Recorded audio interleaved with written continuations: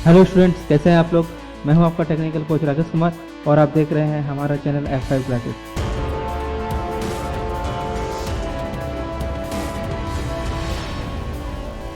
जिसमें हम आपको देंगे इंफॉर्मेशन टेक्नोलॉजी की जानकारी अच्छी लगे तो वीडियो को शेयर और चैनल को सब्सक्राइब जरूर करें। सबसे पहले हम लोग देख लेते हैं कि आज की वीडियो में मैं कौन कौन सा टॉपिक को कवर करने वाला हूं। तो हम लोग का फर्स्ट टॉपिक है need of programming language. Means हम लोग यहाँ पर समझेंगे कि जो प्रोग्रामिंग लैंग्वेज हम लोग सीखते हैं किसी भी टाइप का, चाहे सी हो, C++ हो, जावा, PHP, एनीथिंग, कोई भी प्रोग्रामिंग हम लोग सीखते क्यों हैं, ये सबसे पहले हम लोग समझेंगे। उसके बाद हम लोग देखेंगे कि लैंग्वेज ट्रांसलेटर का यूज क्या होता है, अगर लैंग्वेज ट्रांसलेटर ना होगा तो क्या प्रॉब्लम होगा, उसका क्या इंपॉर्टेंस है, ये सब कुछ समझेंगे। कितने टाइप का लैंग्वेज ट्रांसलेटर होता है ये भी देखेंगे, उसका वर्क प्रोसेस देखेंगे कि अलग अलग जो लैंग्वेज ट्रांसलेटर है वो एक दूसरे से अलग कैसे हैं। इन सारी चीज़ों को हम लोग डिस्कस करेंगे। उसके बाद जैसे कि हम लोग जानते हैं कि कोई भी कंप्यूटर में जो भी टास्क होता है, हम लोग बचपन से पढ़ रहे हैं कि उसमें इनपुट, प्रोसेसिंग एंड आउटपुट रहता है। तो जब हम लोग कोई प्रोग्रामिंग लैंग्वेज के हेल्प से इनपुट, प्रोसेसिंग एंड आउटपुट को करते हैं, प्रोग्रामिंग लैंग्वेज में इनपुट, प्रोसेसिंग एंड आउटपुट करने के लिए किन किन चीज़ों का रिक्वायरमेंट होता है। तो हम लोग यहाँ पर अलग अलग प्रोग्रामिंग लैंग्वेज को जाहिर सी बात है नहीं देखें, क्योंकि सी लैंग्वेज हम लोग यहाँ पर सीख रहे हैं। तो हम लोग समझेंगे कि सी लैंग्वेज में इनपुट के लिए क्या यूज होता है, प्रोसेसिंग के लिए क्या यूज होता है एंड आउटपुट के लिए सी लैंग्वेज में क्या यूज होता है। तो इन सारी चीज़ों को हम लोग देखेंगे। उसके बाद समझेंगे कि वेरिएबल्स क्या होता है, जो कि बहुत ही इंपॉर्टेंट टर्म है किसी भी प्रोग्रामिंग लैंग्वेज के लिए। वेरिएबल बहुत ही इंपॉर्टेंट टर्म है, तो उसको समझेंगे कितने टाइप्स का वेरिएबल होता है। और वेरिएबल, और नेक्स्ट जो टॉपिक है हम लोग का डेटा टाइप, तो ये भी कहीं ना कहीं वेरिएबल से रिलेटेड ही है। तो हम लोग दोनों को टुगेदर डिस्कस कर लेंगे। तो आज हम लोग इतने टॉपिक करेंगे, ये बहुत ज़्यादा टॉपिक है। आपको यहाँ पर 5 दिख रहा है, लेकिन जब हम डीपली बताएंगे, इसको एक एक पार्ट बताएंगे, तो ये बहुत लंबा वीडियो ये होने वाला है। तो मैं आप लोग से रिक्वेस्ट करूँगा कि वीडियो को एंड तक देखिए, काफ़ी कुछ सीखने मिलेगा। और सबसे बड़ी बात, एक प्रोग्रामिंग लैंग्वेज में जो एडवांटेज एंड डिसएडवांटेज है एक प्रोग्रामिंग लैंग्वेज सीखने में, मैं वो आपको बता देता हूँ। अगर आप प्रोग्रामिंग लैंग्वेज को, किसी भी प्रोग्रामिंग लैंग्वेज को अगर आप स्टार्टिंग से सीख रहे हैं और एक एक पार्ट को समझ के सीख रहे हैं, तो आपको मैं मतलब ये गारंटी देता हूँ कि आपको कभी भी कोई प्रॉब्लम इन फ्यूचर नहीं आएगा, ठीक है। लेकिन अगर आप प्रोग्रामिंग लैंग्वेज को सीखते टाइम किसी भी पार्ट को स्किप कर देते हैं किसी भी वजह से, ठीक है, वजह कुछ भी हो सकता है, नो डाउट्स, बट किसी भी प्रॉब्लम के वजह से अगर आप प्रोग्रामिंग लैंग्वेज का किसी पार्ट को स्किप कर देते हैं, तो आपका जो अपकमिंग पार्ट है वो बहुत डिफिकल्ट होने वाला है, क्योंकि सब एक दूसरे से इंटर रिलेटेड रहता है। जैसे मैथ में होता है ना कि अगर हम लोग को एडिशन नहीं आता है या टेबल नहीं आता है, तो मल्टीप्लिकेशन या डिवीजन करना थोड़ा सा डिफ़िकल्ट हो जाएगा। तो कुछ उसी तरह से है कि अगर हम लोग स्टार्टिंग पार्ट मिस करते हैं तो अपकमिंग पार्ट बहुत ज़्यादा डिफ़िकल्ट होगा। और अच्छी बात इसका ये है कि बहुत मतलब इंटरेस्टिंग टॉपिक है। अगर आप समझ के बनाएंगे तो कभी भी आपको बोर नहीं होने देगा। तो हम स्टार्ट करते हैं फर्स्ट टॉपिक, जो कि है हम लोग का नीड ऑफ प्रोग्रामिंग लैंग्वेज, या what is programming language, what is the use of programming language. आप इसको अलग अलग तरह से क्वेश्चन को कर सकते हैं। तो मैं बहुत ही मतलब सिंपल एग्जांपल या फिर स्टूपिड एग्जांपल भी आप बोल सकते हैं, मैं इस तरह से आपको ये सारी चीज़ें मैं बताऊंगा, कुछ रियल लाइफ एग्जांपल के साथ समझाऊंगा कि क्या प्रॉब्लम है, क्या उसको फेस करना है, कैसे उसको सॉर्ट आउट करना है, सारी चीज़ें मैं बताऊंगा। ओके, तो मैं थोड़ा सा प्रोग्रामिंग बीच बीच में हम लोग क्या करेंगे कि प्रोग्रामिंग लैंग्वेज के बाहर आकर चीज़ों को समझेंगे, ठीक है, और उसके बाद फिर उसको प्रोग्रामिंग लैंग्वेज के साथ कंपेयर करेंगे। तो ये चीज़ें बीच बीच में चलती रहेगी। देखते हैं, सपोज कि ऐसा है कि 2 पर्सन है, ठीक है, 2 पर्सन है। मेरा ड्राइंग बहुत ख़राब है, तो आप चाहे तो देख के हंस सकते हैं, कोई प्रॉब्लम नहीं है इससे, ठीक है, हंसने में कोई बुराई नहीं है। तो एक पर्सन है, मान लेते हैं कि ये जो पर्सन है ये अमेरिका का है, ठीक है, USA या अमेरिका, व्हाटएवर जो भी बोलना बोल सकते हैं। पर्सन है जो कि जापान का है ना, जापानीज। तो दोनों क्या है ना, बिजनेसमैन है, ठीक है, दोनों का अपना अपना कुछ कंपनी है जो कुछ प्रोडक्शन का वर्क करता है। अब दोनों को अपना एक क्या करना है, बिजनेस डील करना है। अब हम लोग जानते हैं कि बिजनेस डील भी करेगा तो उसके लिए कम्युनिकेशन चाहिए, और कम्युनिकेशन के लिए एक चैनल चाहिए। विदाउट चैनल कम्युनिकेशन नहीं कर सकता। जैसे नॉर्मली हम लोग भी आपसे बात कर रही है, तो हम जब कुछ बात कर रहे हैं तो कुछ वर्ड्स इंग्लिश के हैं और 90% या उससे ज़्यादा हिंदी का वर्ड्स है। तो हम लोग मतलब ये हिंदी एंड इंग्लिश से आपके साथ क्या कर रहे हैं, कम्युनिकेशन कर रहे हैं, ठीक है। मतलब मैं जो बताना चाहता हूँ, जो समझाना चाहता हूँ, वो मैं आप तक पहुँचा रहा हूँ with Hindi and English both. Okay, तो इन दोनों के बीच में भी एक चैनल चाहिए जो कि कम्युनिकेशन एक दूसरे को करा सके। बट यहाँ पर एक प्रॉब्लम क्या हो जाती है कि जो ये USA का पर्सन है, अमेरिका का पर्सन है, इसको सिर्फ और सिर्फ इंग्लिश आती है, ठीक है, ओनली इंग्लिश। और जो ये जापानीज़ का है इसको सिर्फ और सिर्फ जापानीज़ ही आता है, ठीक है, और इसके अलावा और कोई लैंग्वेज इसको नहीं आता है। That will be the big problem. जब दोनों एक दूसरे से बात करेंगे तो बहुत बड़ा प्रॉब्लम होगा। ये एक दूसरे को मतलब जो समझा जाता है वो समझा ही नहीं सकेगा। ओके, यहाँ पर रिक्वायरमेंट क्या है, मतलब कैसे ये सॉर्ट आउट करेगा। ऐसा देखिए, अब यहाँ पर एक बात है कि चलो बोल देगा कि नहीं करना मेरे को, क्योंकि आपको मेरी लैंग्वेज नहीं आती है, उसको वो बोलेगा आपको मेरी लैंग्वेज नहीं आती, दोनों एक दूसरे से नाराज़ हो जाएगा, चल जाएगा दोनों अपने अपने घर। तो ऐसा नहीं है, ठीक है, करना है। बहुत बड़ा आप सोच लीजिए कि ऐसा इंपॉर्टेंट दिन है कि करना ही है किसी भी तरह से। तो क्या करेंगे, तो हम लोग क्या करते हैं बेसिकली, यहाँ पर हम लोग एक ट्रांसलेटर का यूज करते हैं, राइट, एक ट्रांसलेटर। अब ये ट्रांसलेटर डिजिटल हो सकता है, मतलब डिजिटल आई मीन कुछ मशीनरी चीज़ें भी हो सकता है कि वो लैंग्वेज को ट्रांसलेट करके बता दे, जैसे आजकल गूगल ट्रांसलेटर जो है बहुत अच्छा वर्क कर रहा है, ठीक है। तो ये पॉसिबल है कि हम लोग यहाँ पर कुछ मशीन यूज कर ले, ठीक है। लेकिन के अलावा अगर ट्रांसलेटर मतलब मशीन ट्रांसलेटर हो तो क्या करेगा, तो भी ऐसा कोई प्रॉब्लम नहीं कि पॉसिबल नहीं है, ठीक है, ये पॉसिबल है। और आज से 10-15 साल अगर पहले आप देखते हैं तो वहाँ पर ऐसा कोई बहुत अच्छा एडवांस मशीन नहीं होता था।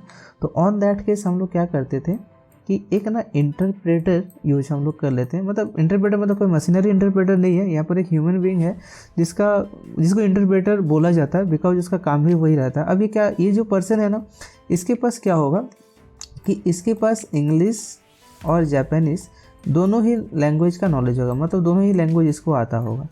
तो अब ये काम कैसे करेगा, जो ये जापान का पर्सन है, जो जापान का बिजनेसमैन है, वो इसको जापानीज़ में बोलेगा, और ये क्या करेगा, ये अमेरिका वाला जो बिजनेसमैन है ये इसको इंग्लिश में ट्रांसलेट करके समझाएगा, ठीक है। नाउ अब क्या होगा कि ये इंग्लिश में इसको बताएगा, ठीक है, और ये जो पर्सन है इंटरप्रेटर है, ये क्या करेगा, ये फिर इसको जापानीज़ में ट्रांसलेट करके समझाएगा, है ना। तो बेसिकली हो क्या रहा है कि ये जो है ये एक तरह से लैंग्वेज ट्रांसलेटर का काम करता है, समझ में, दोनों को कम्युनिकेशन करवाने के लिए। तो कुछ हद तक जो हम लोग का प्रोग्रामिंग लैंग्वेज है वो भी इसी तरह से काम करता है ना। अब यहाँ पर क्वेश्चन है कि ये जो इंटरप्रेटर है, ये क्या कर रहा है कि ये दो लोगों को कम्युनिकेशन करने का काम कर रहा है। तो फिर जो प्रोग्रामिंग लैंग्वेज है वो किसके बीच में कम्युनिकेशन करवाता है, ये एक पहला क्वेश्चन है। हम लोग वहाँ पर किसके साथ कम्युनिकेशन करते हैं with the help of programming language, तो इसको हम लोग समझते हैं। हम लोग बचपन से एक पढ़ते आ रहे हैं, एक लिखा हुआ रहता है कि computer is electronic machine, first thing लिखा रहता है। देन बहुत सारे इसमें एडवांटेज भी बताया जाता है कि स्पीड बहुत अच्छा होता है, एक्यूरेसी है, इस तरह कुछ एडवांटेज पढ़ते हैं।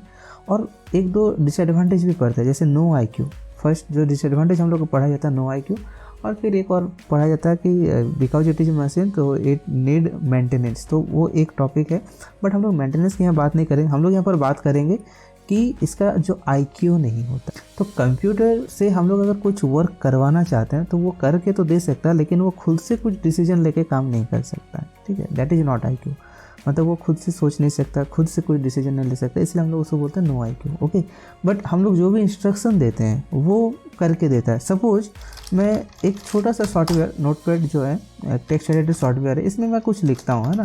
जैसे मैं यहाँ पर लिखता हूँ कि this is my first C programming video, okay.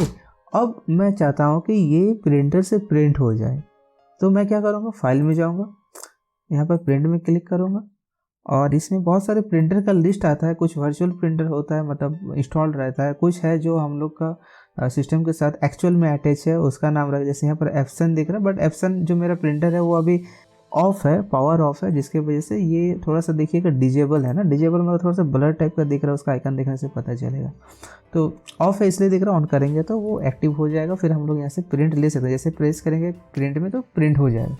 That means कि कहीं ना कहीं जो हम लोग इंस्ट्रक्शन दे रहे हैं वो सिस्टम उसको समझ रहा है, और समझने के बाद अकॉर्डिंग टू दैट इंस्ट्रक्शन वो वर्क करके हम लोग को दे रहा है। तो अब यहाँ पर बात है कि सिस्टम जो कि एक मशीन है वो हमारे लैंग्वेज को समझ कैसे रहा है, ठीक है, मतलब कैसे कम्युनिकेशन हो रहा है। एक यूजर और एक सिस्टम के बीच में जो कम्युनिकेशन होता है, जैसे ये सिस्टम है, मान लीजिए मैं पहले ही कह दिया ड्राइंग मेरा ख़राब है, बहुत अच्छा है नहीं, मैं कोशिश कर रहा हूँ आपको समझाने के लिए, ठीक है।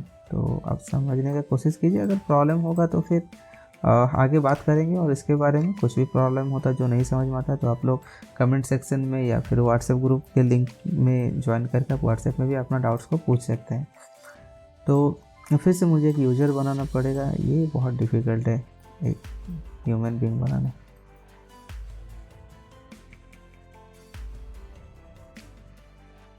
ठीक है, तो अब क्या है ना कि इसको हम लोग यूज़र मान के चलते हैं, यूज़र ही है, मान के क्या चलना, यूज़र ही है। और ये हम लोग का जो है, ये हम लोग का कंप्यूटर है और इसको कुछ इंस्ट्रक्शन देना है एज ए ह्यूमन बीइंग या एज ए यूज़र।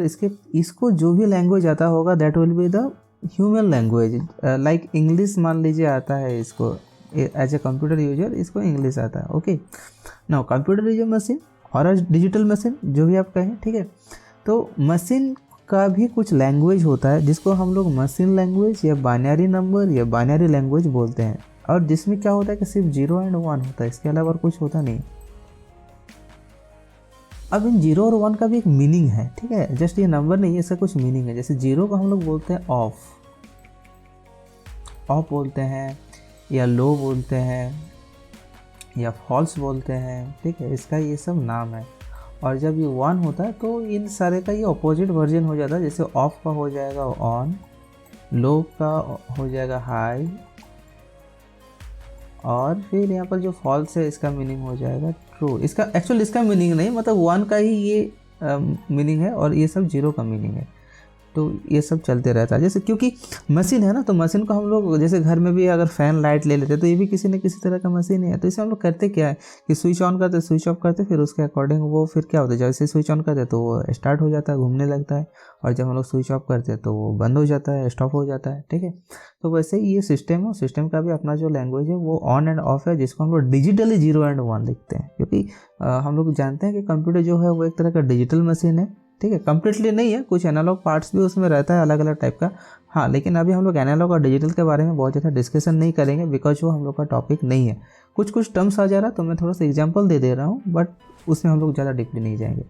तो डिजिटल मशीन है, जिसके वजह से हम लोग क्या कर रहे हैं, यहाँ पर 0 एंड 1 का टर्म्स में यूज कर रहे हैं, ऑफ और ऑन को ही। ओके, नाउ अब यहाँ पर देखना है कि जब ये यूजर है जिसको कि इंग्लिश पता है या हिंदी पता है या कुछ और ह्यूमन लैंग्वेज पता है, वो इस मशीन के साथ कम्युनिकेशन कैसे करेगा, क्योंकि मशीन तो सिर्फ 0 और 1 समझता है, राइट। तो अगर एक यूजर जैसे नॉर्मल, जैसे रियल लाइफ में भी हो सकता है, इसका एक पार्ट है कि रियल लाइफ में हम लोग ऐसा कर सकते हैं ना कि अगर 2 लोग हैं और दोनों का आपस में कम्युनिकेशन करना है, तो एक को इंग्लिश आती है, एक को हिंदी आती है, तो ऐसा हो सकता है कि जो इंग्लिश जिसको आता हो वो हिंदी सीख ले और बात करे, या जिसको हिंदी आता है वो इंग्लिश सीख ले और बात करे। तो ऐसे भी पॉसिबल है, बट ऐसा नहीं लगता कि बहुत लॉन्ग टर्म हो जाएगा। मतलब एक लैंग्वेज सीखना इतना इजी नहीं होता है ना, मतलब काफ़ी लॉन्ग टर्म टाइम्स होता है। सिस्टम के लिए भले ये जो ये प्रोग्रामिंग करना थोड़ा सा इजी हो सकता है, बट एक ह्यूमन बीइंग के लिए एक न्यू लैंग्वेज सीखना और उसके बाद कम्युनिकेशन करना, ये तो बहुत डिफ़िकल्ट हो जाएगा, है ना, और काफ़ी लॉन्ग टाइम लग सकता है। और उतने टाइम में तो फिर बहुत कुछ हो सकता है। किसी से जाके बात करना है, पता चला जब तक बात किया तब तक उसका शादी ही हो गया। ये मजाक के टर्म में था, ज़्यादा सीरियस नहीं लेना है। और जैसे यहाँ पर हम लोग बात कर रहे थे कि 2 लोग डील कर रहे हैं, तो जब तक वो लैंग्वेज सीखा तब तक वो डील किसी और ने फाइनल किया और फिर कंपनी को लॉस हो गया। तो एक बड़ा टर्म्स आ जाएगा। ठीक है, तो मैं इसको इसलिए बोल रहा हूँ ना कि क्योंकि अगर ये यूजर चाहेगा कि हम डायरेक्टली मशीन लैंग्वेज को सीख कर और 0 एंड 1 में कोड करके करें, उसके लिए बहुत डिफिकल्ट हो जाएगा। अब कितना डिफिकल्ट होगा उसको समझाने के लिए मैं आपको एक एग्जांपल देता हूँ। ठीक है, सपोज ये यूजर चाहता है कि कंप्यूटर को बोले ए, तो यूजर चाहता है कि कंप्यूटर को ए सेंड करें, तो कंप्यूटर उसको ए को समझने के लिए उसको क्या कोड चाहिए, बिकॉज कंप्यूटर को सिर्फ 0 और 1 आता है, वो ए को डायरेक्टली समझेगा नहीं, तो वो उसको किस तरह से समझेगा ये मैं आपको बताना चाह रहा हूँ। तो देखिए होता क्या है कि जितने भी कैरेक्टर है, चाहे वो कैपिटल A to Z हो, स्मॉल A to Z हो, या डिजिट में 0 to 9 हो, या बाकी भी जितने भी सिंबल है, माइनस, प्लस, मल्टीप्लिकेशन जो भी है, सबका क्या है ना, एक सीरियल नंबर है जिसको हम लोग एस्की कोड बोलते हैं, है ना। तो A से Z का जो एस्की कोड होता है वो 65 to 90 होता है। ठीक है, मतलब A का 65, B का 66, C का 67, इस तरह से कैपिटल Z का 90। इसी तरह से जो स्मॉल A to Z है उसका होता है 97 से 122, और जो डिजिट है हम लोग का वो होता है 48 से 57 तक। मैं इसको ना एक बार कंफर्म कर लेता हूँ। अच्छा, कंफर्म कैसे किया जाए ये भी मैं आपको बता देता हूँ। नोटपैड में जाना है और जो भी नंबर आप प्रेस करेंगे ना, ऑल्ट को प्रेस करके कीजिएगा। मतलब जैसे 65 है तो ऑल्ट को हम लोग प्रेस करेंगे और फिर 6 और 5 टाइप करेंगे नंबर पैड से और छोड़ देंगे, तो ये ए आ गया, मतलब 65 से ए होता है। ठीक है, इस तरह से मैंने 97 बोला था स्मॉल ए के लिए, तो फिर से ऑल्ट प्रेस करेंगे, 97 प्रेस करेंगे और छोड़ देंगे, ए आ गया। अब मैंने डिजिट के लिए बोला था 48 to 57, मुझे थोड़ा सा इसमें डाउट लग रहा था, इसलिए मैं एक बार चेक कर लेता हूँ।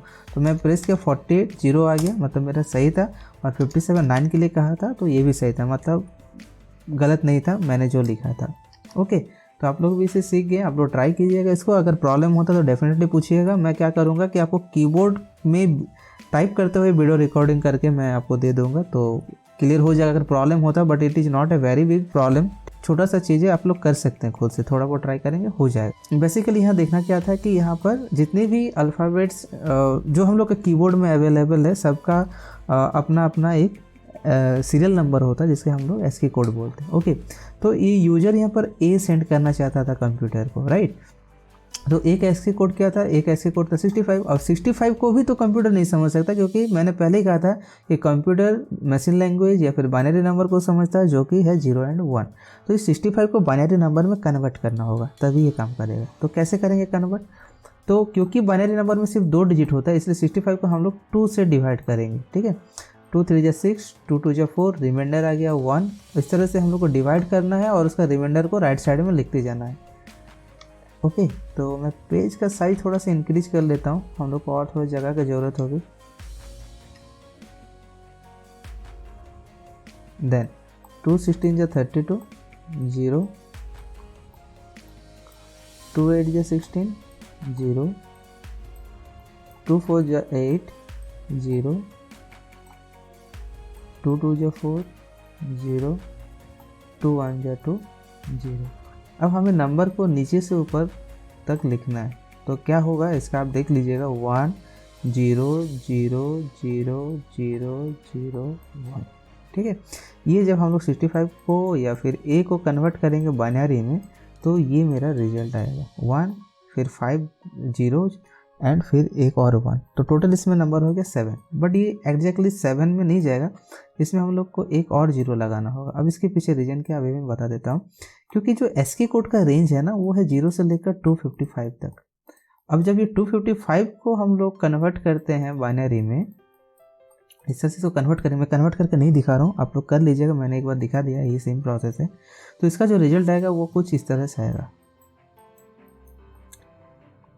टोटल 81 आएगा। ओके, तो जो सबसे हाईएस्ट वैल्यू है एस्की कोड में उसका 81 आया है, तो बाकी को भी सेम बिट को मेंटेन करना होता है। अब बिट कैसे आ गया, मतलब एक जो बाइनरी नंबर में एक 0 या एक 1 होता है ना, वो सिस्टम में मतलब 1 बिट कैप्चर करता है।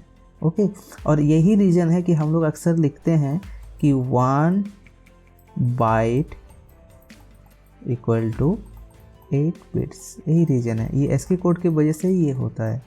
तो एस्की कोड में क्योंकि जो हाईएस्ट वैल्यू है 255 है, 255 को जब हम लोग कन्वर्ट करते हैं तो 8 1 आता है, मतलब 8 बिट्स कैप्चर किया, तो 8 बिट्स इक्वल टू 1 बाइट। अब जितने भी अल्फ़ाबेट है या जितने भी डिजिट्स है, जो भी सिंबल है, वो हमेशा क्या करता है ना, एक बाइट कैप्चर करता है। क्यों करता है, ये एस्की कोड की वजह से, क्योंकि ये 255 तक जाता है और ये 8 बिट्स फिर वो हो जाता है 1 बाइट। समझ में आया। तो बाकी को भी ना ये क्या करता है, जो मतलब छोटा नंबर है जिसमें 6-7 बिट्स तक आता होगा, जैसे A65 था उसको कन्वर्ट किया तो 7 बिट्स ही आया था इसमें, तो इसको 7 बिट्स नहीं लिखता, ये इसको मतलब कवर करता है कि मेंटेन रखे एक, कि इसमें 0 से लेकर 255 जितना भी आए सब में 8 बिट्स ही आए, ये मेंटेन करने के लिए एक्स्ट्रा 0 लगा देता है बैक साइड में, सो दैट कि इसका वैल्यू भी चेंज ना हो और बिट्स भी मेंटेन रहें। अब बिट्स मेंटेन करने के पीछे रीज़न क्या है, मान लीजिए कि मैंने किसी कोई एक नंबर है जिसको मैंने कन्वर्ट किया और उसका रिजल्ट आया ये, ठीक है। उसके साथ साथ हम लोग एक और नंबर लिखते हैं, मान लीजिए मैंने इसको कन्वर्ट किया और उसमें रिजल्ट आया कुछ इस तरह से, ठीक है। और इसका रिजल्ट मान लीजिए ये आया है यहाँ से यहाँ तक, और ये रिजल्ट ये आया, तो मतलब टोटल इसका जो नंबर हो गया कितना हो गया, तो इसका जो टोटल नंबर हो गया, इसका अगर सबको एक साथ लिखते हैं तो इसमें हो जाएगा 1 1 0 1 0 1 1 0 1 1 0 1, ये पूरा लिख दी है ना। अब जब सिस्टम इसको फिर से पहले जैसा कन्वर्ट करेगा तो ये कितने के ग्रुप में लेगा सिस्टम कैसे समझेगा, मतलब यहाँ से यहाँ तक लेना है या यहाँ से यहाँ तक लेना है, समझेगा कैसे, नहीं समझ पाएगा, कन्फ्यूजन होगा, प्रॉपरली कन्वर्ट नहीं हो पाएगा। तो सिस्टम इसको क्या करता है ना कि 8 बिट्स में ये रख लेता है, ठीक है। दैट मीन्स कि जो हम लोग का नंबर यहाँ पर आया था इस जगह पर, मैं दिखाता हूँ, इस जगह पर नंबर आया था, तो इसको सिस्टम क्या करें, जैसे यहाँ से 1 2 3 4 5 है, तो सिस्टम क्या करेगा, इसमें 3 0 और ऐड कर देगा लेफ्ट साइड में, है ना, और फिर इसमें लिखेगा 1 1 0 1 0, तो टोटल बिट कितना हो गया 1 2 3 4 5 6 7 8 पूरा आ गया। और फिर इसमें कितना 1 2 3 4 5 6 7, मतलब इसमें एक और जीरो लगाएगा और 1 1 0 1 1 0 1, है ना। तो अब आप देखेंगे कि अब क्या होगा कि क्योंकि अभी हम लोग क्या किया ना, उसका बिट्स को मेंटेन किए कि 8 8 ही है, तो सिस्टम आराम से काउंट करेगा 1 2 3 4 5 6 7 8, यहाँ से, है ना, सॉरी ये एक्चुअली ना वो लाइन ही था, मैंने 1 जैसा दिख रहा था, तो ये ठीक है, तो ये 8 आ गया यहाँ तक, और फिर यहाँ से फिर से इतना ले लेगा और फिर से 8 आ जाएगा। तो इजीली क्या होगा ना कि जो नंबर उसका प्रीवियसली था वो फिर से ट्रांसलेट हो जाएगा आराम से और कोई कन्फ्यूजन नहीं होगा, ठीक है। तो इसीलिए बिट्स को मेंटेन किया जाता है, समझ में, इसीलिए 1 बाइट 8 बिट्स, ये सब रीजन है, सब एक दूसरे से इंटरकनेक्टेड है, समझ गए। तो इस तरह से हम लोग का ये बिट बाइट्स वगैरह जो पार्ट है मेंटेन होता है और मेंटेन करना ज़रूरी है। ओके, मैं थोड़ा सा स्क्रीन को क्लियर कर लेता हूँ। मतलब ये बहुत लॉन्ग प्रोसेस है, अगर एक यूजर चाहेगा कि कंप्यूटर से डायरेक्टली बाइनरी लैंग्वेज में टॉक करना या कम्युनिकेशन करना, तो इट्स वेरी डिफ़िकल्ट, है ना, कि उसको एक एक जो कैरेक्टर है उसके लिए 8 बिट्स हम लोग को लिखना होगा। अब सोचिए कम्प्लीटली एक स्टेटमेंट या कम्प्लीट एक प्रोग्राम लिखने के लिए यूजर को कितना कुछ करना होगा, है ना, तो ये बहुत डिफ़िकल्ट हो जाएगा। तो इसलिए हम लोग क्या करते हैं, हम लोग प्रोग्रामिंग लैंग्वेज का यूज़ करते हैं। प्रोग्रामिंग लैंग्वेज क्या करता है कि प्रोग्रामिंग लैंग्वेज के पास अपना कुछ फीचर्स होता है, अपना कुछ लैंग्वेज ट्रांसलेटर होता है जो वो इंटरप्रेटर का काम करता है। कौन सा इंटरप्रेटर, जो हम एग्जांपल दिया था ना, यूएसए का पर्सन और जापान का जो पर्सन था, दोनों को बात करने के लिए बीच में एक ट्रांसलेटर हम लोग यूज कर रहे थे। तो उस तरह का कुछ ट्रांसलेटर हर एक प्रोग्रामिंग लैंग्वेज के पास होता है, जो क्या करता है कि यूजर का जो इंस्ट्रक्शन है उस इंस्ट्रक्शन को मशीन के लैंग्वेज में कन्वर्ट करके और फिर मशीन को समझाता है। देन मशीन उस इंस्ट्रक्शन को समझता है, फिर उसके अकॉर्डिंग वो परफॉर्म करता है। समझ में आ गया? चलिए, अब ये तो था हम लोग का जो फर्स्ट टॉपिक था, नीड ऑफ प्रोग्रामिंग लैंग्वेज। जो समझ गए कि हम लोग को सिस्टम को अगर कुछ इंस्ट्रक्शन देना है तो उस इंस्ट्रक्शन डायरेक्टली देना डिफिकल्ट होता है, इसलिए हम लोग प्रोग्रामिंग लैंग्वेज यूज करते हैं। प्रोग्रामिंग लैंग्वेज के थ्रू इंस्ट्रक्शन देते हैं, और क्योंकि प्रोग्रामिंग लैंग्वेज के पास अपना एक लैंग्वेज ट्रांसलेटर होता है, तो हम लोग जो भी इंस्ट्रक्शन देते हैं वो लैंग्वेज ट्रांसलेटर उसको कन्वर्ट करता है मशीन के लैंग्वेज में और देन उसको समझाता है। ठीक है, तो मतलब लैंग्वेज ट्रांसलेटर्स को तो थोड़ा बहुत हम लोग समझ ही लें कि वो काम क्या कर रहा है। तो अभी हम लोग क्या करेंगे, जो सेकंड टॉपिक है लैंग्वेज ट्रांसलेटर, उसका जो टाइप्स होता है, कितने टाइप्स का लैंग्वेज ट्रांसलेटर है, उसका काम करने का तरीका क्या है, एक दूसरे से कैसे अलग है, उसको हम लोग समझते हैं। ठीक है, तो उसको समझने के लिए हम लोग देखते हैं सबसे पहले कि कितने टाइप का लैंग्वेज ट्रांसलेटर है। मैं एक काम करता हूँ, यहाँ पर एक न्यू पेज ले लेता हूँ, लैंग्वेज ट्रांसलेटर टाइप्स। तो सबसे पहला जो लैंग्वेज ट्रांसलेटर होता है वो होता है असेंबलर, उसके बाद नेक्स्ट होता है कंपाइलर, और उसके बाद है इंटरप्रेटर। तो हम लोग को असेंबलर और इंटरप्रेटर के बारे में बहुत ज़्यादा जानकारी नहीं चाहिए, बिकॉज हम लोग सी प्रोग्रामिंग पढ़ रहे हैं, तो सी प्रोग्रामिंग में सिर्फ कंपाइलर ही होता है, बट थोड़ा बहुत तो पता होना चाहिए क्योंकि हम लोग उसको पढ़ रहे हैं। ठीक है, लैंग्वेज ट्रांसलेटर आ जाता है तो कंपाइलर हम लोग पढ़ रहे हैं, तो आसपास के बारे में भी थोड़ा सा नॉलेज होना चाहिए। तो असेंबलर क्या होता है ना, लेवल लैंग्वेज था, बाइनरी लेवल लैंग्वेज को से थोड़ा जो अपग्रेड करके लैंग्वेज आया था वो था असेंबली लेवल लैंग्वेज। तो असेंबली लेवल लैंग्वेज में जो लैंग्वेज ट्रांसलेटर यूज होता है दैट इज कॉल्ड असेंबलर। इसके बाद हम लोग आ जाते हैं कंपाइलर और इंटरप्रेटर में। जो बाइनरी लेवल लैंग्वेज है और असेंबली लेवल लैंग्वेज है, दोनों को ही लो लेवल प्रोग्रामिंग लैंग्वेज बोला जाता है। ठीक है, और उसके बाद जितनी भी आया है उसको मिडिल लेवल और हाई लेवल बोला जाता है। कुछ कुछ बुक में अगर आप जाएंगे तो दो ही कैटेगरी मिलेगा, मतलब machine level and low level and high level, और कुछ कुछ में बोलता है कि लो लेवल है, middle level and high level है। ठीक है, तो हम लोग गलत कुछ नहीं बोल सकते हैं। अब अलग अलग बुक का अलग अलग राइटर का अपना एक थॉट होता है, उसके अकॉर्डिंग वो समझाता है। तो कैटेगरी भले ही अलग कर दे, लेकिन जो लैंग्वेज है वो तो वो ही रहेगा, है ना। मतलब जिसमें बोला जाता है कि low level and high level है, तो उसमें क्या करता है C++ जैसे प्रोग्रामिंग लैंग्वेज को भी हाई में रख देता है। जो लोग दिखाता है कि मिडिल लेवल लैंग्वेज को दिखाना चाहता है, low level, middle and high level, वो लोग क्या करता है सी प्रोग्रामिंग जैसे लैंग्वेज को मिडिल लेवल में रख लेता है। ठीक है, तो इस तरह से ये चलता है ना। तो अब हम लोग को देखना है कि इन लोग का फाइनल टारगेट क्या है। मतलब लैंग्वेज ट्रांसलेटर का हम लोग टारगेट ऑलरेडी जानते हैं, पहले ही बात कर चुके हैं कि ये जो भी हम लोग प्रोग्रामिंग लैंग्वेज में कोडिंग कर रहे हैं, इंस्ट्रक्शन लिख रहे हैं, उसको लैंग्वेज मशीन लैंग्वेज में कन्वर्ट करके सिस्टम को समझाना। That is the final target of any kinds of language translator. Okay, now assembler के बारे में हम लोग थोड़ा सा समझ लें कि असेंबली लेवल लैंग्वेज का लैंग्वेज ट्रांसलेटर है, वो उसी को ट्रांसलेट करता है। नाउ कंपाइलर और इंटरप्रेटर के साथ क्या वर्क है, कैसे वो वर्क करता है, उसको समझते हैं। तो बेसिकली क्या है कि हम लोग जानते हैं compiler interpreter are also language translator, और उसका भी फाइनल टास्क तो सेम ही रहेगा कि उसको मशीन लेवल लैंग्वेज में कन्वर्ट करेगा जो भी हम लोग का सोर्स कोड है। मतलब जो हम लोग कोडिंग करते हैं उसको सोर्स कोड बोला जाता है। ठीक है, और कंपाइलर और इंटरप्रेटर होने के बाद जो कोड जनरेट होता है उसको बाइट कोड या बाइनरी कोड बोला जाता है, या मशीन लैंग्वेज व्हाटएवर जो भी बोल सके। तो कंपाइलर और इंटरप्रेटर काम किस तरह से करता है ये हम लोग थोड़ा सा समझते हैं, है ना। एक्चुअली क्या होता है कि मान लीजिए हम लोग एक प्रोग्रामिंग लिख रहे हैं। प्रोग्राम में हम लोग जानते हैं कि बहुत सारे लाइन्स रहता है ना, 1-2 लाइन से तो प्रोग्राम बनता नहीं है। हालांकि छोटे छोटे हम लोग प्रोग्राम बना भी सकते हैं डेमो के लिए, ठीक है। बट अगर एक मान लीजिए 2 नंबर का एडिशन भी निकालना है तो 6-7 लाइन का तो एटलीस्ट हम लोग को प्रोग्राम लिखना ही होगा। ओके, तो जैसे कि हम कुछ लाइन्स का प्रोग्राम लिखे और मैंने जानबूझ के क्या किया कि कुछ कुछ जगह पर गलत कर दिया। जैसे इस जगह पर इस लाइन पे कुछ मैंने गलती निकाला, इस जगह निकाले नहीं, मतलब हम लोग गलती किए हैं।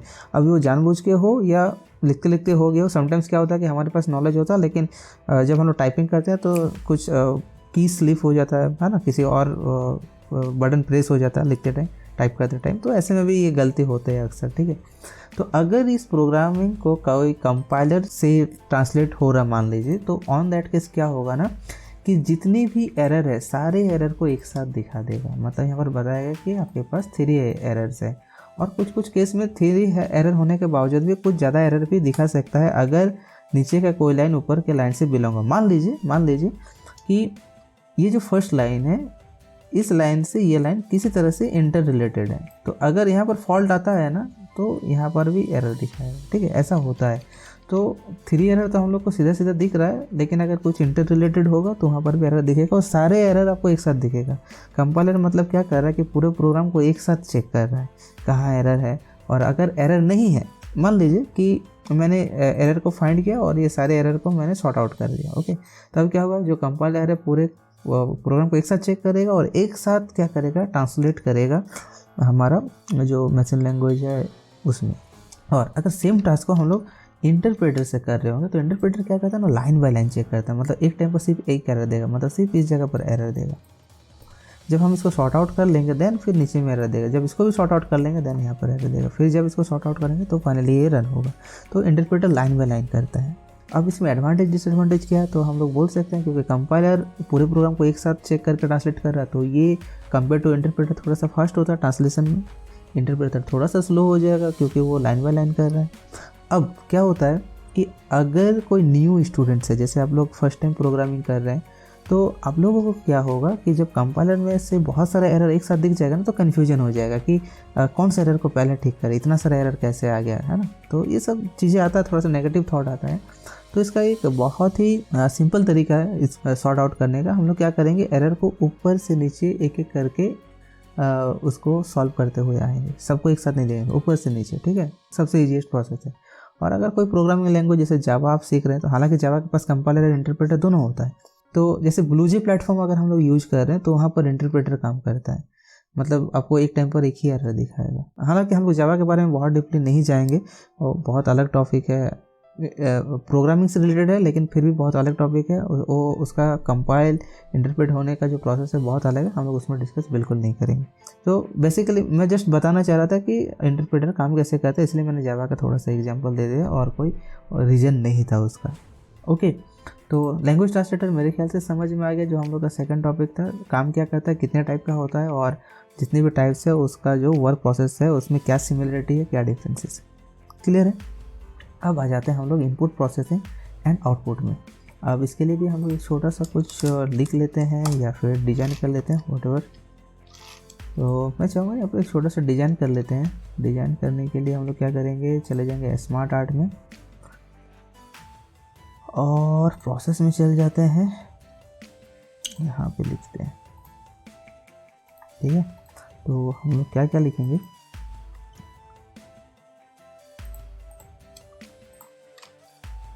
सबसे पहले आ जाता है हम लोग का इनपुट।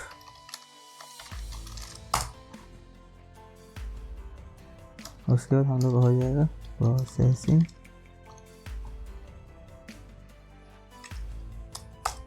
और फिर आ जाएगा आउटपुट, है ना। ये हम लोग बचपन से पढ़ रहे हैं कि इनपुट प्रोसेस एंड आउटपुट होता है। पहले डेटा इनपुट होता है, फिर उसमें प्रोसेस होता है, और फिर फाइनली आउटपुट आता है। ओके, वैसे कलर वगैरह भी चेंज कर देते हैं, देखने में अच्छा लगेगा।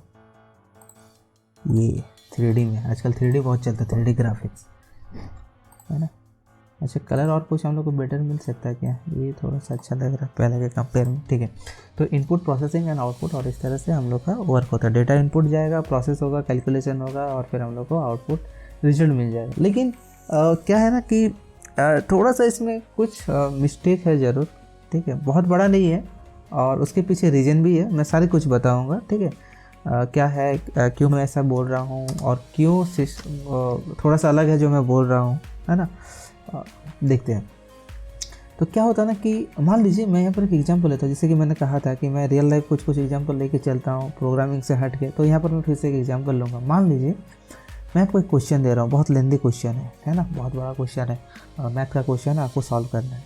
और मैं वो क्वेश्चन को ना ऑरली आपको बता रहा हूँ, और मैं आपको इंस्ट्रक्शन दे दिया कि इस क्वेश्चन को नोट नहीं करना है। तो आपने क्वेश्चन को नोट नहीं किया, मैंने बोला, आपने सुना, बट नोट नहीं किया, है ना।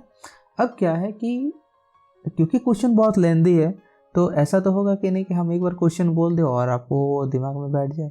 हो सकता है, कुछ लोग का हो भी सकता है, एक्सेप्शनल केस होता है कुछ लोग कि एक बार सुन के याद हो जाए, बट बहुत कम होता है। मतलब अगर मान लीजिए क्लास में 30, 40, 50 स्टूडेंट्स है, तो कितने स्टूडेंट्स होंगे जो एक लेंदी क्वेश्चन को एक बार में सुन के पूरा क्वेश्चन याद कर लेंगे? नहीं हो सकता, है ना, बहुत कम होगा। तो मैं यहाँ पर एवरेज या फिर मोर देन एवरेज जो रिजल्ट है उसको लेके चल रहा हूँ। तो मैं मान लेता हूँ कि आप लोग को याद नहीं हुआ है।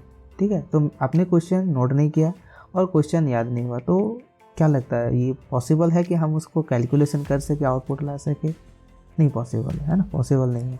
क्योंकि अगर हम लोग को कैलकुलेशन करना है, उसका रिजल्ट लाना है, तो ये बहुत ज़रूरी है कि हमें वो क्वेश्चन याद रहना चाहिए, वैल्यू याद रहना चाहिए, क्या करना है ये याद होना चाहिए, तभी हम लोग उसको कर पाएंगे, है ना।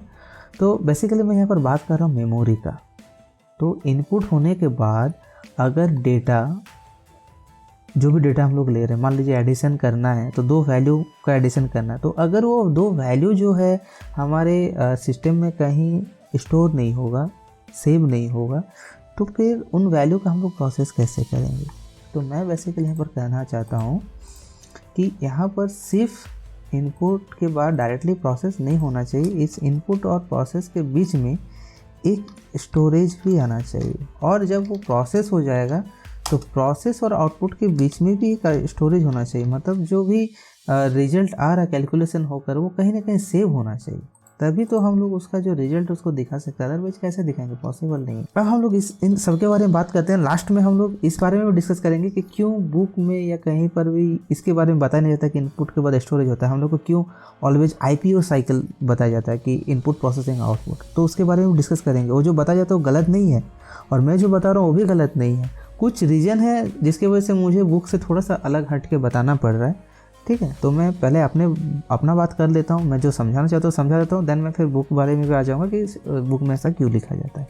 ओके, तो चलिए, अब क्या है कि जो भी प्रोग्रामिंग लैंग्वेज हम लोग यूज करते हैं, कोई भी प्रोग्रामिंग लैंग्वेज, जैसे अभी हम लोग C के बारे में पढ़ रहे हैं, तो चाहे वो C हो या कुछ अदर प्रोग्रामिंग लैंग्वेज हो, है ना, तो सबके पास क्या होता है ना, अलग अलग टास्क को परफॉर्म करने के लिए अलग अलग टूल्स होता है। ठीक है, जिसको हम लोग फंक्शन बोलते हैं, वेरिएबल बोलते हैं, ऑपरेटर बोलते हैं, बहुत कुछ हमारे पास रहता है। तो C प्रोग्रामिंग लैंग्वेज के लिए हम लोग यूज करते हैं scanf फंक्शन, scanf। ये सब C प्रोग्रामिंग के लिए, बाकी प्रोग्रामिंग में ऐसा नहीं होगा, वहाँ पर कुछ अदर चीज़ें मिलेगा। ओके, तो इनपुट के लिए हम लोग यूज करेंगे scanf function. This is a function. Okay, sorry, थोड़ा सा स्पेलिंग मिस्टेक हो गया, मैं ठीक कर लेता हूँ, फंक्शन। इसके बाद नेक्स्ट हम लोग आ जाते हैं स्टोरेज के लिए। नहीं सॉरी, स्टोरेज थोड़ा देर बाद आएंगे, हम लोग थोड़ा सर जो नॉर्मल चीज़ें हैं वो देख लेते हैं। प्रोसेसिंग, तो प्रोसेसिंग के लिए यहाँ पर बेसिकली ऑपरेटर्स का हम लोग यूज़ करते हैं। ऑपरेटर्स का बहुत सारा वैरायटी है, हम लोग बाद में बात करेंगे। अच्छा, ऑपरेटर होता है कि पहले इतना समझ तो लेते हैं। तो ऑपरेटर कुछ सिंबल होता है ना, जिसका कुछ पर्टिकुलर टास्क होता है परफॉर्म करने के लिए। जैसे एग्जांपल के लिए मैं दिखा रहा हूँ कि प्लस एक ऑपरेटर है जिसका काम होता है एडिशन करना, माइनस एक ऑपरेटर है जिसका काम है सब्ट्रैक्शन करना। तो इस तरह का और भी बहुत सारा ऑपरेटर्स होता है जिसको हम लोग अलग अलग तरह के प्रोसेसिंग के लिए या कैलकुलेशन के लिए यूज करते हैं। मैं इसको जस्ट प्लस एंड माइनस फिलहाल लिख के छोड़ देता हूँ, क्योंकि इसको और हम लोग डीप स्टडी करने वाले हैं आगे जाके। तो इसके बाद हम लोग आ जाते हैं नेक्स्ट आउटपुट के लिए। और यहाँ पर हम लोग आउटपुट के लिए यूज करेंगे प्रिंटएफ फंक्शन का। प्रिंटएफ ये भी एक टाइप का फंक्शन है और इससे हम लोग का आउटपुट होता है इन सी प्रोग्रामिंग। अच्छा, एक बात मैं आपको और बता दूं, ये जो मैंने स्कैनएफ और प्रिंटएफ लिखा है ये बहुत कॉमन है सी प्रोग्रामिंग में। मैक्सिमम प्रोग्रामिंग में हम लोग इसी को यूज़ करते हैं। लेकिन ऐसा मत सोचिएगा कि सिर्फ यही फंक्शन है और कोई फंक्शन नहीं। बहुत सारे ऐसे और भी फंक्शन हो सकते हैं। इनपुट के लिए भी है, कुछ और भी फंक्शन है जो आउटपुट के लिए भी यूज होता है सी प्रोग्रामिंग में। बट स्कैनएफ और प्रिंटएफ बहुत कॉमन है। और क्योंकि अभी हम लोग जस्ट सीखना स्टार्ट ही किए हैं, तो हम बहुत सारे फंक्शन के बारे में सीखने से अच्छा है कि पहले ये जान लें कि स्कैनएफ और प्रिंटएफ काम कैसे करता है, उसको समझ लें। उसका प्रॉब्लम हम लोग जब देखेंगे कि इसमें कुछ प्रॉब्लम आ रहा है, तब हम लोग क्या करेंगे, अदर फंक्शन में जाएंगे। जब तक ये फंक्शन चल रहा है तब तक इसको चलाएंगे। प्रॉब्लम आएगा तो हम लोग न्यू में जाएंगे। ठीक, तो अब हम जाते हैं हम लोग स्टोरेज में। तो स्टोरेज मतलब क्या होता है कि जो भी चीज़ें आ रहा है या कैलकुलेशन होने के बाद जो चीज़ें मतलब वैल्यू है ना, जो भी वैल्यू या डेटा आ रहा है उसको हम लोग कहीं पर सेव रख सकें। उसके लिए स्टोरेज का ज़रूरत होता है, मेमोरी का ज़रूरत होता है। हम लोग जानते हैं इस चीज़ को। तो जब हम लोग प्रोग्रामिंग कर रहे हैं तो स्टोरेज के लिए हम लोग क्या क्या यूज़ करते हैं, तो स्टोरेज के लिए हम लोग दो चीज़ें यूज़ करते हैं। एक तो यूज करते हैं वेरिएबल और दूसरा हम लोग यूज करते हैं फाइल हैंडलिंग। अच्छा, कुछ जो एडवांस प्रोग्रामिंग लैंग्वेज जो C++ के बाद आया, जैसे जावा हो गया, पाइथन हो गया, visual basic, C#, J#, PHP, इस तरह के बहुत सारे ऐसे प्रोग्रामिंग लैंग्वेज है जहाँ पर क्या होता है कि वेरिएबल और फाइल हैंडलिंग के अलावा एक और ऑप्शन आता है, दैट इज़ डेटाबेस। ठीक है, तो डेटाबेस में भी हम लोग डेटा को स्टोर करते हैं। अब सबका अलग अलग स्टोरी, अलग अलग मतलब रीजन है यूज करने का। तो क्योंकि हम लोग अभी C लैंग्वेज यूज कर रहे हैं तो यहाँ पर डेटाबेस नहीं आएगा। हम लोग को वेरिएबल और फाइल हैंडलिंग को ही समझना है, और उसमें भी फाइल हैंडलिंग को अभी नहीं समझना है। अभी मैं जस्ट उसका इंट्रो कर देता हूँ सो दैट कि एक आइडिया हो जाए कि क्या होता है। तो वेरिएबल जो होता है ना, वो टेम्पररी मेमोरी होता है। मतलब अगर किसी डेटा को टेम्पररी बेसिस पे सेव करना है, आप चाहते हैं कि काम हो जाए तो वो डिलीट भी हो जाए, इस बेसिस पे करना है तो हम लोग वेरिएबल यूज करेंगे। और अगर आप चाहते हैं कि जो डेटा आ रहा है वो परमानेंटली सेव हो जाए, परमानेंटली में समझ रहे हैं ना कि जब तक हम खुद से डिलीट ना करें तब तो डिलीट ना हो, राइट। तो उसके लिए हम लोग क्या करेंगे, फाइल हैंडलिंग का यूज़ करेंगे। अदरवाइज हम लोग का वेरिएबल ही चलेगा। ओके, क्लियर है। तो अभी जितनी भी प्रोग्रामिंग होगा फिलहाल, है ना, फिलहाल क्या अभी मुझे लगता है नेक्स्ट 6-7 डेज या मोर देन दैट हम लोग वेरिएबल यूज करेंगे। कुछ पार्ट आएगा फाइल हैंडलिंग के, जब हम लोग उसमें देखेंगे कि डेटा को परमानेंटली कैसे स्टोर करना है। एक्चुअली होता क्या है कि वेरिएबल में हम लोग जो भी वैल्यू लेते हैं ना, वो टेम्पररी बेसिस पे स्टोर होता है, क्योंकि वो रैम में रहता है। ठीक है, रैम हम लोग जानते हैं रैंडम एक्सेस मेमोरी रैम का काम होता है कि जब कोई डेटा रन कर रहा हो, कोई सॉफ्टवेयर रन कर रहा हो तो उसमें लोड होता है। ठीक है, अब जैसे ही हम लोग उस सॉफ्टवेयर को क्लोज करते हैं तो वहाँ से डिलीट हो जाता है। तो वेरिएबल का भी कुछ ऐसे ही कॉन्सेप्ट है, वो रैम में लेता है, काम होता है, काम फिनिश होता है, डेटा डिलीट हो जाता है। और फाइल हैंडलिंग में जो डेटा जो डेटा सेव करते हैं वो क्या होता है, एक्चुअली आपका हार्ड डिस्क में जाके सेव होता है। और हार्ड डिस्क हम लोग जानते हैं वो क्या है, वो परमानेंट मेमोरी है। मतलब वो दो तरीक़े से डिलीट होता है, या तो हम लोग खुद डिलीट कर दें, या तो हार्ड डिस्क अगर क्रैश हो जाता है, ख़राब हो जाता है किसी वजह तो डिलीट हो सकता है। अदरवाइज अपने आप नॉर्मली डिलीट नहीं होता है। तो फाइल हैंडलिंग से हम लोग इस तरह से उसको परमानेंटली स्टोर कर सकते हैं, बिकॉज वो हार्ड डिस्क में जाकर स्टोर होगा। जो भी बताना चाह रहे थे इसके बारे में, तो बेसिकली जो है ये समझिए कि फाइल हैंडलिंग परमानेंट के लिए है, फर्स्ट परमानेंट स्टोरेज के लिए है, और सेकेंडली कि अभी हम लोग इसको नहीं पढ़ना है तो इसके बारे में ज़्यादा सोचना नहीं है। बेसिकली हम लोग वेरिएबल को ही समझना है। ओके, तो वेरिएबल जो कि हम लोग का एक और टॉपिक था, ये हम बता दिए कि उसका यूज किया। हालांकि इसको और थोड़ा सा बताएंगे। और वेरिएबल और डेटा टाइप जो है ना, ये भी इंटरकनेक्टेड है। ठीक है, तो मैं यहाँ पर बताना चाह रहा था कि इनपुट होता है और वो डेटा स्टोर होता है, और स्टोर होने के बाद फिर प्रोसेसिंग मतलब कैलकुलेशन होता है, और फिर से उसका जो रिजल्ट है वो स्टोर होता है, देन आउटपुट आता है। तो ये मैं अपनी तरफ से आपको बताया समझाने के लिए। बट अब यहाँ पर फिर जो क्वेश्चन था कि बुक में ऐसा क्यों नहीं बताया जाता है, मतलब उसमें इनपुट प्रोसेसिंग एंड आउटपुट क्यों दिखाया जाता है, तो उसके पीछे रीज़न ये है कि डेटा को स्टोर करना भी it's a kind of process, मतलब स्टोर भी जो हो रहा डेटा वो भी एक टाइप का प्रोसेसिंग ही है, जिसकी वजह से क्या है कि जो पढ़ाया जाता है वो इनपुट प्रोसेसिंग एंड आउटपुट दिखाया जाता है, क्योंकि स्टोरेज में जो स्टोरेज है वो प्रोसेसिंग के अंडर ही आता है। इसीलिए जो स्ट्रक्चर है उस स्ट्रक्चर में स्टोरेज को अलग से नहीं बताया जाता है। ठीक है, तो वो गलत नहीं है बताना, वो भी सही है, लेकिन मैंने इसलिए बताया ताकि आपको समझ आए कि ये किस तरह से वर्क करता है जब हम लोग एक प्रोग्रामिंग में काम कर रहे हो। ओके, क्लियर है? तो थोड़ा सा अभी हम लोग क्या करेंगे, इसका वेरिएबल एंड डेटा टाइप को थोड़ा सा और समझ लेते हैं, और इसके बाद हम लोग क्या करेंगे, एक प्रोग्रामिंग आप लोग को दिखाएंगे। और सबसे बड़ी बात होगी कि मैं उस प्रोग्रामिंग को एक प्लेटफॉर्म में नहीं दिखाएंगे, मतलब सिर्फ एक तरह का सी प्रोग्रामिंग में नहीं दिखाएंगे, मतलब सी प्रोग्रामिंग को या किसी भी टाइप को प्रोग्रामिंग को रन करने का अलग अलग प्लेस होता है। ठीक है, तो मैं आपको 3 अलग अलग प्लेस में करके दिखाऊंगा। एक टर्बो C++ जो ज़्यादातर यूनिवर्सिटी में चलता है। अगर आप लोग जैसे अभी यहाँ पर ज़्यादातर जो स्टूडेंट है जो मेरे वीडियो को देख रहे होंगे यूनिवर्सिटी के होंगे, तो आप लोग को भी टर्बो C++ में ही प्रोग्रामिंग को करके दिखाया जाएगा। तो मैं उसमें भी दिखाऊंगा कैसे यूज करना है, उसका शॉर्टकट की क्या है, कौन सा शॉर्टकट की से क्या वर्क होता है, न्यू फाइल कैसे लेना, सेव कैसे करना, ये सारी चीज़ें मैं बताऊंगा। ठीक है, उसके बाद मैं जो नेक्स्ट आपको बताने वाला हूँ वो डेव C++ रहेगा। तो डेव C++ की खासियत क्या होता है ना, वो हम लोग का रेजुलेशन को सपोर्ट करता है, मतलब क्योंकि टर्बो C++ काफ़ी पुराने हैं, वो XP जो था विंडोज XP वहाँ तक उसका रेजुलेशन अच्छा था, मतलब दोनों साथ में काम करता था बहुत अच्छे से।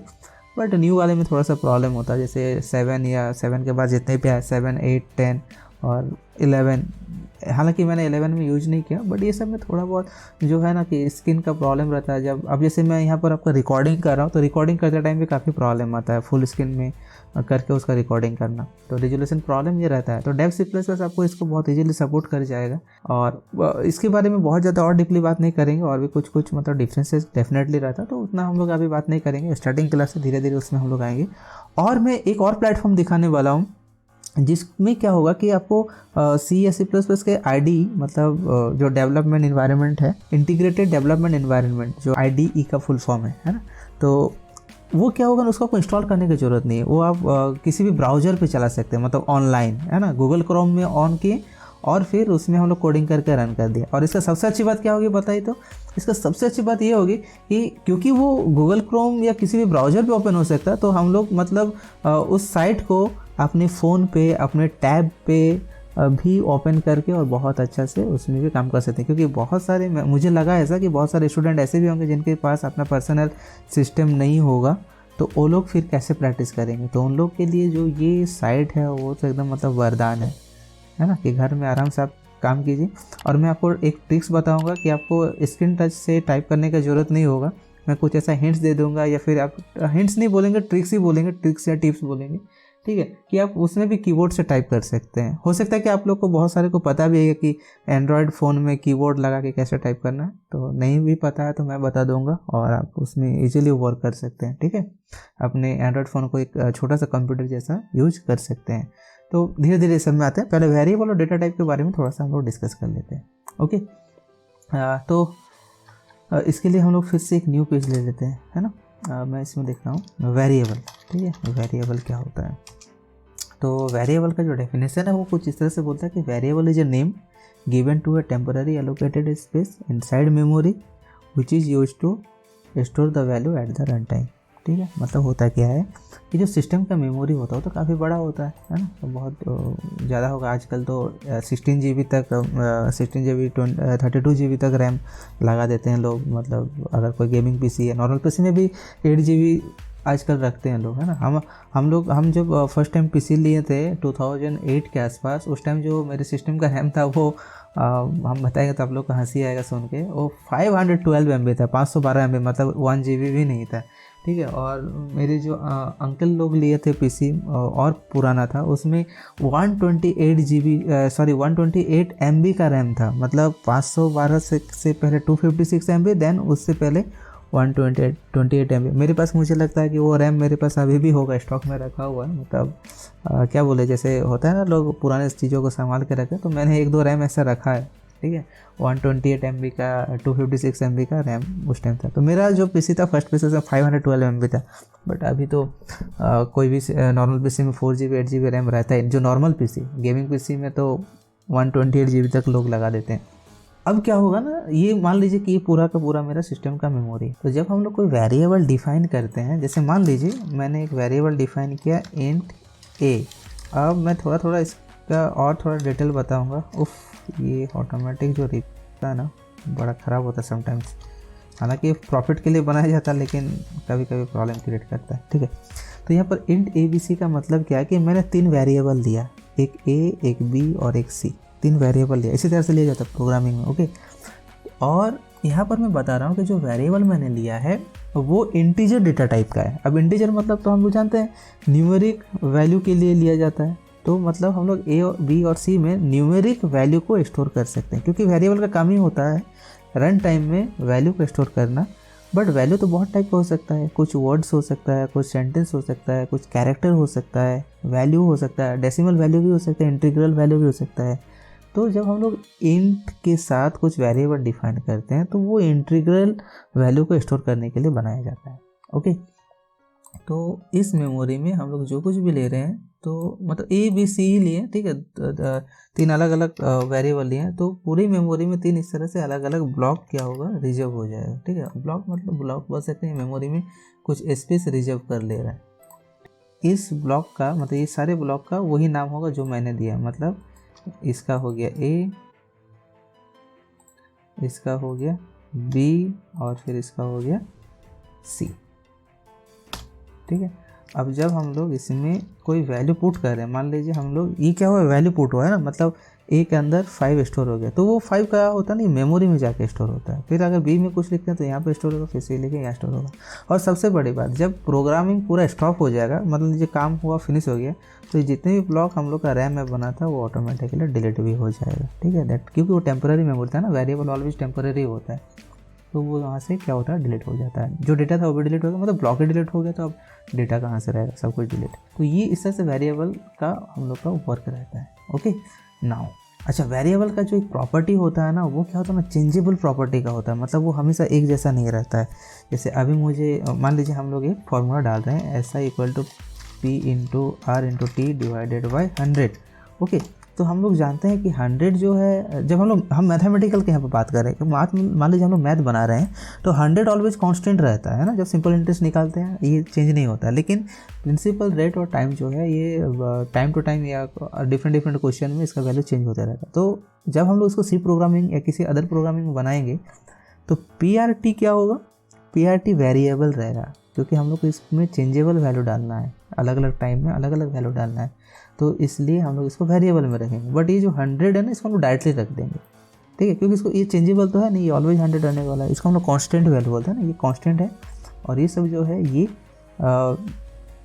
इसको हम लोग बोलते हैं आइडेंटिफायर, वेरिएबल को आइडेंटिफायर बोला जाता है, ठीक है, कि आइडेंटिफाई कर रहा है, एक कुछ वेरिएबल का नाम दिया गया, आइडेंटिफाई कर रहा है, ठीक है। तो इसको आइडेंटिफायर बोलते हैं। और जो वैल्यू होता है उसको लिटरल्स या कांस्टेंट बोला जाता है, जो कि अपना नाम के अकॉर्डिंग है कि वो हमेशा कांस्टेंट रहेगा। और अगर इसको हम लोग चेंज करना चाहते हैं तो ड्यूरिंग जो रन टाइम होगा, मतलब प्रोग्राम जब एग्जीक्यूट कर रहा होगा, तो उस टाइम ये चेंज नहीं होगा। इसको चेंज करने के लिए आपको प्रोग्रामिंग में आकर और यहाँ पर इरेज करके और कुछ नया वैल्यू लिखना होगा, इनकेस अगर लिखना हो तो। हालांकि सिंपल इंटरेस्ट में तो नहीं लिखेंगे, बट मान लीजिए इनकेस लिखना है, तो ऑन दैट केस हम लोग यहाँ पर आकर चेंजेस करना होगा। बट PRT जो कि वेरिएबल, इसका वैल्यू को चेंज करने के लिए हम लोग को प्रोग्रामिंग में चेंज करने की जरूरत नहीं है। हम लोग रन टाइम में जो वैल्यू डालेंगे उसके अकॉर्डिंग इसका वैल्यू ऑटोमेटिकली चेंज हो जाएगा, ठीक है। That is the advantage of a variable which is changeable. इसको डायनामिक भी बोलते हैं ना, क्योंकि चेंज हो रहा है टाइम टू टाइम, तो इसलिए हम लोग उसको डायनामिक भी बोल सकते हैं, ओके। तो इसके बाद आ जाते हैं हम लोग का जो नेक्स्ट पार्ट है, वो है डेटा टाइप। डेटा क्या होता है, तो जो भी वैल्यू हम लोग प्रोग्रामिंग में यूज कर रहे हैं या इनपुट ले रहे हैं रन टाइम में, ये सब क्या होता है कि वो सब डेटा होता है। अब डेटा का अलग अलग वैरायटी होता है। जैसे अभी थोड़ा देर पहले हम लोग बात कर रहे थे कि कुछ कैरेक्टर हो सकता है, कुछ वर्ड होता है, कुछ सेंटेंस होता है ना। कुछ इंटीग्रल नंबर होता है, कुछ डेसिमल नंबर होता है, तो ये सब डेटा टाइप होता है। तो सी प्रोग्रामिंग में कितना डेटा टाइप है, और जाहिर सी बात है कि डेटा टाइप से ही हम लोग का वेरिएबल का जो डेटा टाइप है वो डिसाइड होता है। तो जितना टाइप का डेटा टाइप होगा उतना टाइप का वेरिएबल भी होगा, मतलब अलग अलग वैल्यू को रखने के लिए अलग अलग टाइप का वेरिएबल होगा। जैसे अगर हम बोलते हैं कि आप 45 को स्टोर करना क्या वेरिएबल चाहिए, तो हम लोग बोलेंगे हम लोग को इंट वेरिएबल चाहिए, क्योंकि 45 जो है वो इंटीग्रल नंबर है। अगर हम बोलते हैं कि -45 को स्टोर करने के लिए क्या चाहिए, तो -45 is also integral data type, तो उसके लिए भी हम लोग को इंट ही चाहिए ना, इंट डेटा टाइप ही चाहिए। ओके, चलिए इसके बाद मान लीजिए हम बोलते हैं कि मुझे 45.6 को स्टोर करना, तो उसके लिए क्या चाहिए, उसके लिए हम लोग को फ्लोट चाहिए। ठीक है, अगर हम बोलते हैं कि एक ए है जो कि कैरेक्टर है, इसको मुझे कहीं स्टोर करना है, तो हाँ उसके लिए हम लोग को कैसा वेरिएबल चाहिए होगा, उसके लिए कैरेक्टर चाहिए होगा। तो इस तरह का टोटल कितना टाइप का डेटा टाइप है सी प्रोग्रामिंग में, इसको हम लोग थोड़ा सा देखते हैं। ओके, तो ये थोड़ा सा बड़ा टॉपिक था, तो मैं इसको लाइव आपको टाइप करके नहीं दिखा रहा हूँ, मैं इसको पहले से टाइप करके रखा हुआ था, तो मैं वहाँ से आपको दिखा देता हूँ। ये देखिए, ये जो है ना, ये स्क्रीनशॉट है, ये टर्बो C++ में ये लिखा हुआ रहता है। तो ये राइट साइड वाला अभी मत देखिएगा, मैं इसको एक्सप्लेन करूँगा, फिलहाल आप सिर्फ नाम देखिए। तो पहला है अनसाइंड कैरेक्टर, उसके बाद है कैरेक्टर, फिर इनम है, फिर इंट है, अनसाइंड इंट है, फिर शॉर्ट इंट है, फिर int, long, unsigned long, long float, double and long double. अब इसमें हम लोग को समझना क्या क्या है, चलिए वो देखते हैं। सबसे पहले हम लोग देखते हैं कि अनसाइंड और साइंड, मतलब साइंड जिसमें कुछ नहीं लिखा समझ जाएगी वो साइंड है। जैसे अगर हम लोग यहाँ पर इंट है, तो इंट जो है वो साइंड इंट है, उसको लिखने की ज़रूरत नहीं, बाय डिफ़ॉल्ट वो क्या होता है, साइंड होता है। अगर हम लोग अनसाइंड लिख दिए देन वो अनसाइंड होगा, है ना। तो हम लोग पहले अनसाइंड और साइंड के बीच का जो डिफरेंट है वो समझ लेते हैं। वो डिफरेंट ये है कि अगर हम कहीं पर लिखते हैं अनसाइंड इंट, मान लीजिए मैं यहाँ पर लिखता हूँ इंट ए, ठीक है, इंट ए, तो इसका मतलब है कि जो ए वेरिएबल होगा इसमें हम लोग negative number and positive number दोनों को स्टोर कर सकते हैं। मतलब कि अगर हम लोग ए इक्वल टू 45 लिखते हैं ये ओके है, अगर ए इक्वल टू -45 लिखते हैं तो इट इज़ ऑल्सो ओके, क्योंकि ये साइंड इंट है, तो इसमें नेगेटिव एंड पॉजिटिव दोनों टाइप्स के नंबर इसमें स्टोर कर सकते हैं। लेकिन अगर हम लोग इसमें डिफाइन कर देते हैं कि जो ए है वो अभी अनसाइंड इंट है, ठीक है, तो इसका मतलब है कि अगर ए इक्वल टू 40 लिखेंगे तब तो ये ओके है, लेकिन अगर इसमें हम लोग इसमें ए इक्वल टू -45 लिख देते हैं तो ऑन दैट केस यहाँ पर एरर आ जाएगा। ठीक है, मतलब अनसाइंड इंट सी पॉजिटिव जो है वो पॉजिटिव नंबर को ही स्टोर कर सकता है, 0 से और फिर आगे तक जो भी पॉजिटिव नंबर है उसको स्टोर कर सकता है। ठीक है, नेगेटिव को नहीं कर पाएगा अनसाइंड, जबकि ये कर सकता है। हालांकि मुझे लगता है ये जो स्क्रीनशॉट है यहाँ पर ये दिखा रहा है, जैसे अनसाइंड कैरेक्टर है तो आप यहाँ पर देख सकते हैं 0 से 255, जबकि जो नॉर्मल कैरेक्टर है उसके जस्ट नीचे में -128 से 127 तक, मतलब नेगेटिव में इधर और पॉजिटिव में, मतलब मिनिमम टू मैक्सिमम ये रेंज दिखा रहा है उसका। ओके, ये समझ में आ गया। उसके बाद यहाँ पर क्या है कि इसमें सारी एग्जांपल दिया हुआ, मुझे बहुत ज़्यादा बताने की ज़रूरत नहीं है। अब इसका लेंथ और रेंज है, ठीक है। लेंथ में क्या है कि बीट्स वाइज है, क्योंकि सारे तो कंप्यूटर में जो कुछ भी होता है बीट बाइट वाइज ही होता है, तो ये दिया हुआ आपको ये याद करना रहेगा, है ना, कि ये किस तरह से इसका लेंथ क्या होता है। अब ये जब लेंथ पता होगा ना तो आप इसका जो रेंज है वो ऑटोमेटिकली पता हो जाता है। उसका एक छोटा सा फॉर्मूला मैं बता देता हूँ। जैसे मान लीजिए मुझे इंट का लेंथ पता करना है ना, इंट का, तो इंट का एक मिनट सॉरी, तो मैं यहाँ पर लिखता हूँ इंट ए और मुझे इसका साइज़ लिखना है। तो इंट का जो साइज़ होता है अगर आप देखेंगे वहाँ पर लिस्ट में तो ये 16 बिट्स का होता है। Okay, 16 bits.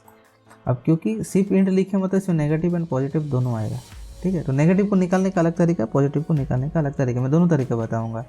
अच्छा, मैं थोड़ा देर के लिए मान लेता हूँ कि ये 8 बिट्स का है, तो मैं यहाँ पर क्या करूँगा कि इंट को 8 बिट्स मान के चल रहा हूँ, जस्ट कंसीडर कर रहा हूँ। है तो 16 बिट, लेकिन हम लोग जानते हैं 16 बिट का भी कैलकुलेशन करेंगे तो थोड़ा सा लंबा हो जाएगा, इसलिए मैं सिर्फ कैलकुलेशन का प्रोसेस समझने के लिए मैं इसको 8 कंसीडर कर रहा हूँ। ओके, तो अगर ये अनसाइंड इंट हुआ तो इसका रेंज कैसे निकालेंगे, और अगर ये साइंड इंट हुआ तो इसका रेंज कैसे निकालेंगे, मैं दोनों बताने वाला हूँ। ओके, दोनों देखिएगा। तो पहले हम लोग अनसाइंड देखते हैं। अनसाइंड को निकालने के लिए हम लोग ये करेंगे कि 2 के पावर में जो इसका लेंथ है 8 उसको रख देंगे और इसको कर देंगे -1। ओके, अब इसमें देखते हैं कैलकुलेटर में कि इसका वैल्यू क्या आता है। 2 को हम लोग मल्टीप्लाई करने वाले हैं 8 टाइम्स, तो 2 इंटू 2 3 4 5 6 7 8 कितना है 256। ओके, तो हम लोग यहाँ पर लिखते हैं 256 और -1, दैट मीन्स कि ये हो जाएगा 255, राइट। तो ये तो हो गया 255, और क्योंकि ये अनसाइंड है तो हम लोग जानते हैं नेगेटिव तो होगा नहीं, तो हम लोग का इसका स्टार्टिंग पार्ट क्या होगा 0, तो 0 से लेकर 255। अगर आप यहाँ पर लिस्ट में जाएंगे तो आप देखेंगे कि जिसका भी साइज है 8 बिट्स उसका रेंज जो है 0 से 255 है। ओके, नाउ हम लोग साइंड में आ जाते हैं। तो मान लेते हैं कि इंट जो है इसका 8 बिट्स ही है, लेकिन अभी हम लोग साइंड का निकाल रहे हैं, साइंड इंट मतलब जिसमें अनसाइंड ना लिखा हो। तो उसका फॉर्मूला क्या है, उसका फॉर्मूला है 2 के पावर में 8, यहाँ पर भी एक -1 कर देते हैं और फिर से यहाँ पर -1 कर देते हैं, बस इतना ही डिफरेंस है। दैट मीन्स कि हम लोग को 2 को 7 टाइम मल्टीप्लाई करना है, जैसे 8 टाइम किए थे, क्योंकि यहाँ पर क्या होगा, यहाँ पर 2 के पावर में 7 हो जाएगा और ये -1 होगा, राइट। तो अभी हम लोग जाते हैं और यहाँ पर लिखते हैं, लिखेंगे क्या, मुझे कैलकुलेशन करना है 2 इंटू, तो 2 3 4 5 6 7 मतलब 128, ठीक है, 128 -1। ओके, नाउ तो यहाँ पर जो रिजल्ट होगा वो क्या हो जाएगा 127, ये तो हाईएस्ट वैल्यू हो गया, और लोएस्ट वैल्यू क्या होगा, तो ये जो वैल्यू आया था ना इसी का नेगेटिव पार्ट आ जाएगा -128, मतलब इसका रेंज हो जाएगा -128 से लेकर 127 तक। अगर आप यहाँ पर देखेंगे किसी भी साइंड का, जैसे ये कैरेक्टर साइंड में है तो इसका रेंज है -128 से 127 तक। अच्छा, ये रेंज क्या है इसके बारे में हम लोग थोड़ा बात करते हैं कि रेंज है क्या, मतलब इसके बारे में आइडिया क्यों होना चाहिए हमें, वो भी बात करते हैं। तो मान लीजिए यहाँ पर हम लोग बात करते हैं इंट ए का।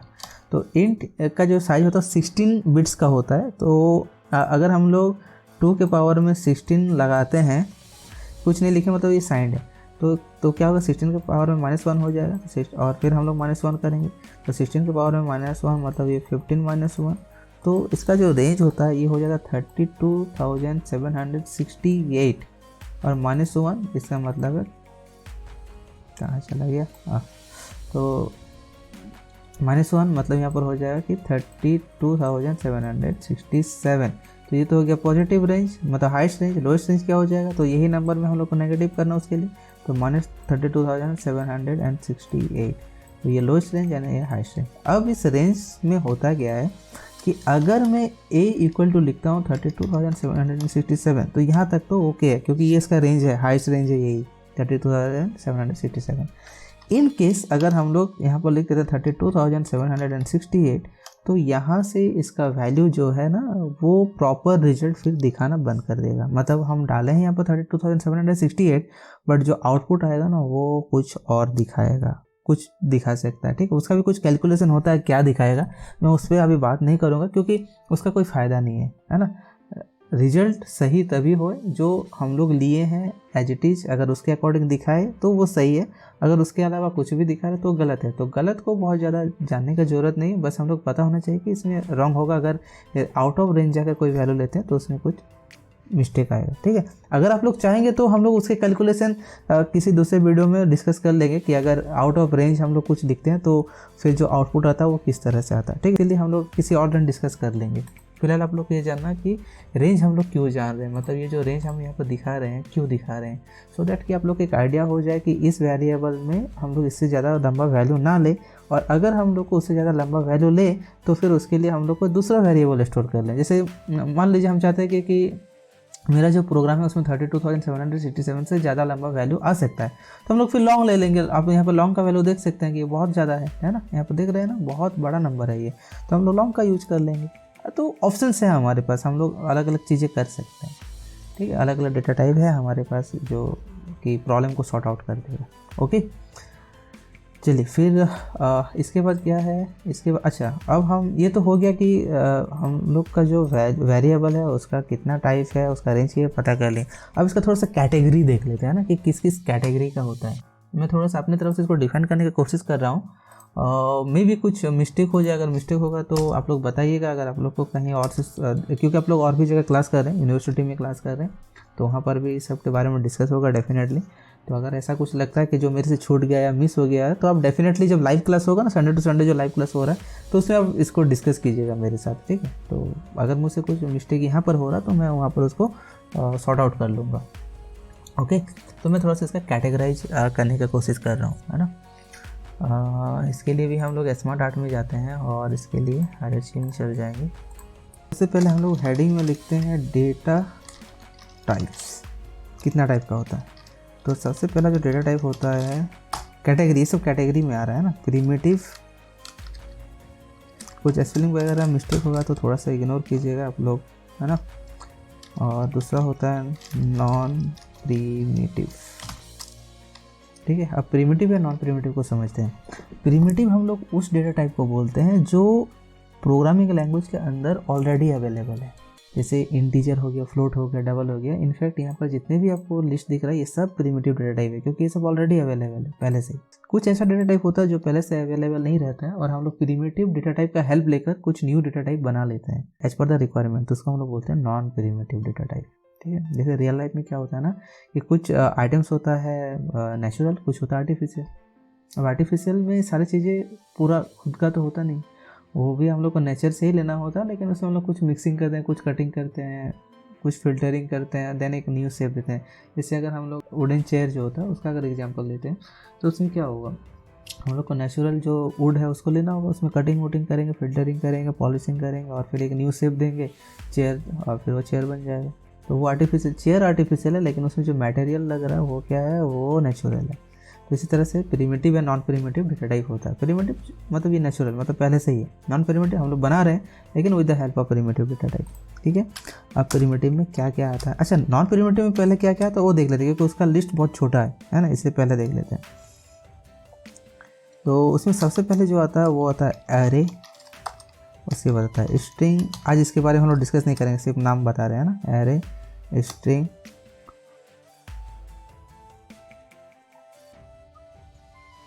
ठीक है। ये हम लोग का सी प्रोग्रामिंग का।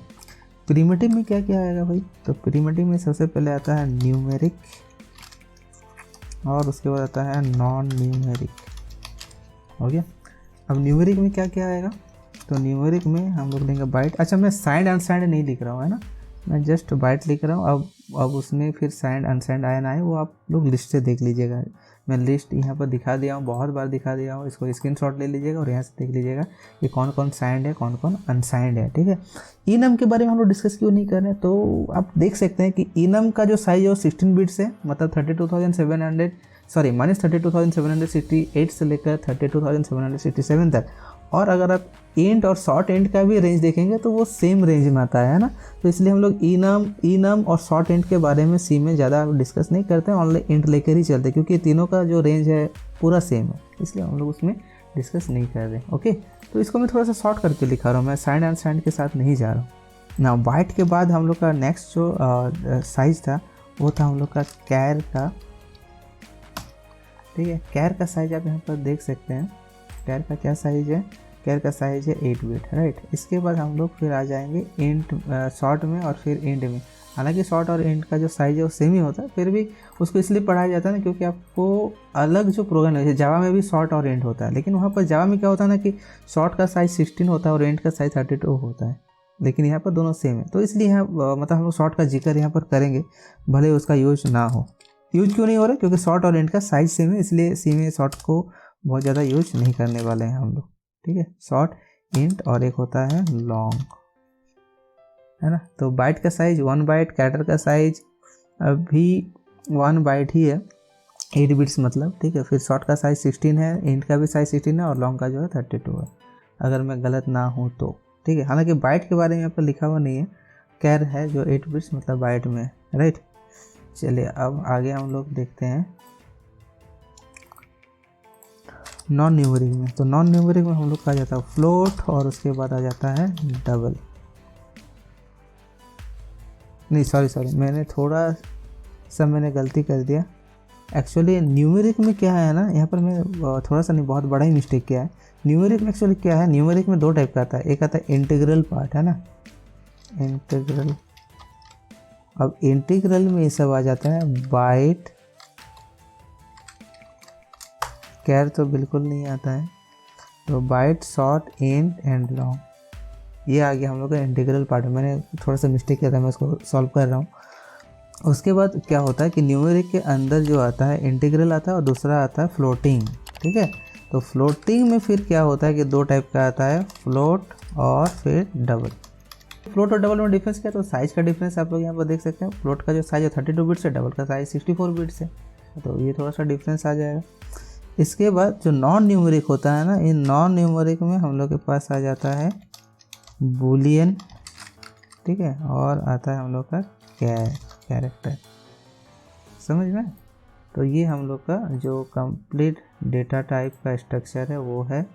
हालांकि जैसे कि मैंने पहले कहा कि इसमें साइंड एंड साइंड को मैंने नहीं लिया, ठीक है। इनम को भी नहीं लिया क्योंकि इनम अदर में होता नहीं, जावा में नहीं होता है, पाइथन वगैरह में भी नहीं आएगा, C++ में पढ़ना है, लेकिन उसका यूज हम लोग नहीं करते हैं। उसका भी रीज़न मैंने बताया, इसलिए नहीं करते क्योंकि जो शॉर्ट है, इंट है और इनम है, सबका जो लेंथ और रेंज है वो सेम ही है, ओके।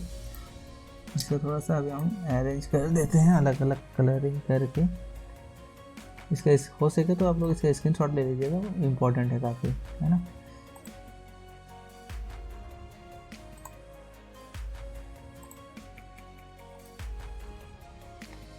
ठीक है, तो हम लोगों ने क्या क्या, जो भी मैंने टॉपिक यहाँ पर बताए थे कि आज हम लोग डिस्कस करेंगे, सारा टॉपिक हम लोग डिस्कस कर लिए हैं। जो आज का टॉपिक था, सारा नहीं मतलब आज का टॉपिक डिस्कस किए, टॉपिक तो बहुत है। नेक्स्ट क्लास हम लोग ऑपरेटर पे करेंगे, ठीक है। और जैसे कि मैंने कहा था, अभी मैं आपको एक प्रोग्राम हर एक प्लेटफॉर्म में रन करके दिखाऊंगा, और इसमें दो तरह का प्रोग्राम होगा। किसी एक प्लेटफॉर्म में मैं दो प्रोग्राम बता देता हूँ। जैसे एक नॉर्मल प्रोग्राम होगा फिक्स मेथड में। फिक्स मेथड मतलब होता है कि जैसे हम लोग डेटा इनपुट ना ले, ठीक है। फिक्स मेथड का प्रोग्राम जो होता है मतलब हम लोग कुछ वैल्यू इनपुट नहीं लेंगे, वो प्रोग्राम हम लोग जितना बार भी रन करेंगे सेम रिजल्ट देगा, ओके। तो उसको फिक्स मेथड बोलेंगे। और एक होता है इनपुट मेथड। इनपुट मेथड का मतलब होता है कि जब हम प्रोग्राम रन करेंगे तो कुछ डेटा डालने के लिए बोलेगा, जब हम लोग डेटा पुट करेंगे तो उसके अकॉर्डिंग फिर प्रोसेस होकर रिजल्ट आएगा। तो मैं एक आईडीए में दो प्रोग्राम को बता देता हूँ, और बाकी के जो दो आईडीए होगा उसमें एक ही प्रोग्राम को रन करके दिखाऊँ, क्योंकि वहाँ पर सिर्फ आपको आईडीए को यूज कैसे करना है ये समझना है। अच्छा, एक बात और, मैं यहाँ पर किसी भी IDE जो IDE मतलब मैं सॉफ्टवेयर का बात कर रहा हूँ, ठीक है, जहाँ पर हम लोग सी प्रोग्रामिंग करके रन करने वाले हैं, तो उसको मैं इंस्टॉलेशन प्रोसेस को आप लोग को नहीं दिखा रहा हूँ। इंस्टॉलेशन प्रोसेस के लिए मैं किसी और वीडियो में उसके बारे में बता दूंगा, क्योंकि वीडियो बहुत ज़्यादा लंबा होते जा रहा है ना, इसलिए। तो सबसे पहले मैं आपको जो वेबसाइट वाले ID है ना उसमें दिखाता हूँ, ठीक है, क्योंकि ज़्यादातर लोग तो मुझे लगता है वेबसाइट वाले यूज़ करेंगे, क्योंकि सबके पास सिस्टम नहीं होंगे इसलिए। और अगर आप लोग का सिस्टम है तो मेरा सजेशन रहेगा कि डेव या फिर टर्बो C++ को यूज करें। एक्चुअली होता क्या है ना कि जो वेबसाइट वाले हैं ना, उसमें प्रॉब्लम क्या है कि हम लोग उसको प्रोग्राम को सेव करके नहीं रख सकते हैं। सेव करने के लिए आपको क्या करना होगा, प्रोग्राम करने के बाद उसको कॉपी करके किसी दूसरे ऐप्स को ऑन करके वहाँ पेस्ट करके रखना होगा। तो आप बहुत सारे ऐसे सॉफ्टवेयर है जहाँ पर आप उसको पेस्ट करके रख सकते हैं। जैसे माइक्रोसॉफ्ट ऑफिस भी मिल जाता है एंड्रॉयड में, उसमें कर सकते हैं। या मान लीजिए आपका कोई व्हाट्सएप एक नंबर रख ली किसी घर वाले का, ठीक है, आप उसमें कॉपी करके सेंड कर दीजिए, वहाँ पर भी सेव हो जाएगा। ये सब भी तरीका है, तो ये सब है। तो मैं सबसे पहले उसी में बता रहा हूँ क्योंकि वो बहुत ईजी होगा मेरे लिए, आपके लिए भी। तो इसके लिए हम लोग करेंगे क्या, ब्राउज़र को ओपन कर लेते हैं। आप कोई भी ब्राउज़र ओपन कर सकते हैं, मैं गूगल क्रोम में कर रहा हूँ। इसमें हम लोग लिखेंगे onlinegdb.com, ठीक है, onlinegdb.com। अगर आप देख सकते हैं बहुत अच्छी बात है। अगर आप नहीं देख पा रहे हैं तो एक काम कीजिएगा, जो ग्रुप में डिस्क्रिप्शन में जो व्हाट्सएप ग्रुप का लिंक है, आप उसमें ग्रुप में ज्वाइन कीजिएगा, और फिर मैं आपको वहाँ से लिंक शेयर कर दूँगा, ओके। एंटर करते हैं, एंटर किए। अब एंटर करने के बाद क्या है, क्योंकि ये जो प्लेटफॉर्म बना हुआ है ये बहुत डिफरेंट प्रोग्रामिंग के लिए बना हुआ है ना। आप यहाँ पर जाकर देख सकते हैं बहुत सारे डिफरेंट प्रोग्राम हैं। तो हम लोग को क्या करना है, इसमें से जाकर जो C टर्बो C आप देख रहे हैं, C का भी कुछ वर्जन है, तो हम लोग C टर्बो C में जाएंगे, इसमें क्लिक करेंगे, और फिर हम अपना यहाँ पर प्रोग्रामिंग स्टार्ट करते हैं। ये जो भी पहले से लिखा हो ना इसको इरेज कर देते हैं। चलिए स्टार्ट करते हैं। सबसे पहले हम लोग यहाँ पर लिखेंगे #include stdio.h, ओके। इसके बाद हम लोग लिखेंगे यहाँ पर void main, कर्ली ब्रेसेस देंगे, और फिर यहाँ पर मान लीजिए हम लोग लिखते हैं आउटपुट के लिए प्रिंट f पहले हम लोग लिखते हैं, और इसमें हम लोग लिखते हैं हेलो वर्ल्ड, हेलो वर्ल्ड बहुत ही फेमस दो वर्ड्स हैं जो अक्सर प्रोग्रामर जो फर्स्ट प्रोग्राम बनाते हैं इसी को करते हैं, ठीक है। हालांकि ऐसा कोई ज़रूरी नहीं है, आप चाहे तो अपना नाम लिख कर भी प्रिंट कर सकते हैं, बट ऐसा करते हैं, पता नहीं क्यों ये मतलब स्टार्टिंग से ये चला आ रहा था, हम लोग भी करते हैं, रन करते हैं। और रन करने के लिए रन में क्लिक करेंगे। अच्छा, ये आपके ऑन जो इंटरनेट का स्पीड है उस पर डिपेंड करेगा कि इसका जो रिजल्ट आ रहा है वो कितना फास्ट आ रहा है। और अगर इंटरनेट का स्पीड अच्छा नहीं है फिर प्रॉब्लम भी हो सकता है, मतलब अगर आपका प्रोग्राम सही भी है ना फिर भी कुछ ना कुछ एरर दे के हो सकता है कि वो रन ना करे।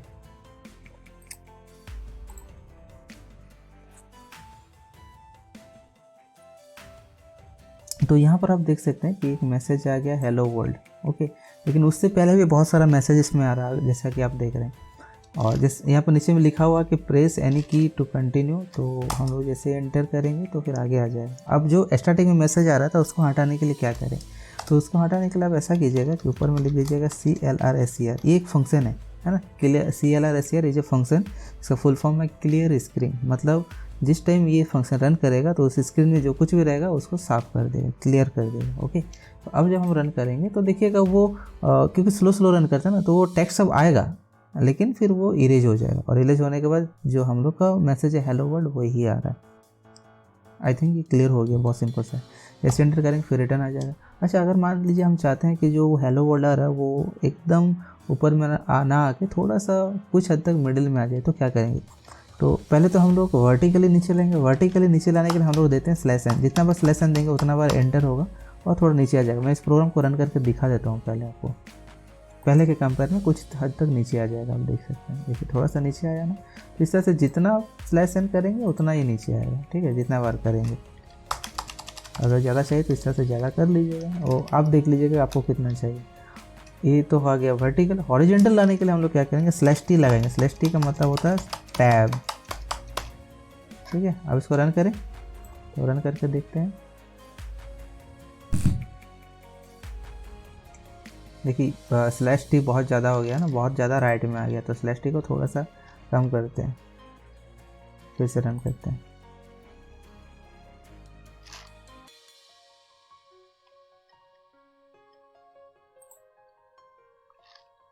अब थोड़ा बहुत ठीक है।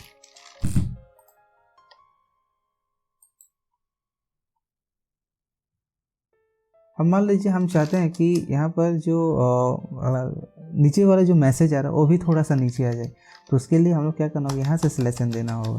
तो उससे क्या होगा कि जो एंडिंग में आ रहा है ना प्रेस एनी की टू कंटिन्यू, वो भी क्या होगा उसके साथ नहीं रहेगा, थोड़ा सा नीचे होगा हेलो वर्ल्ड से, ठीक है। तो इस तरह से हम लोग इसको थोड़ा सा अरेंज कर सकते हैं as per the requirement, okay.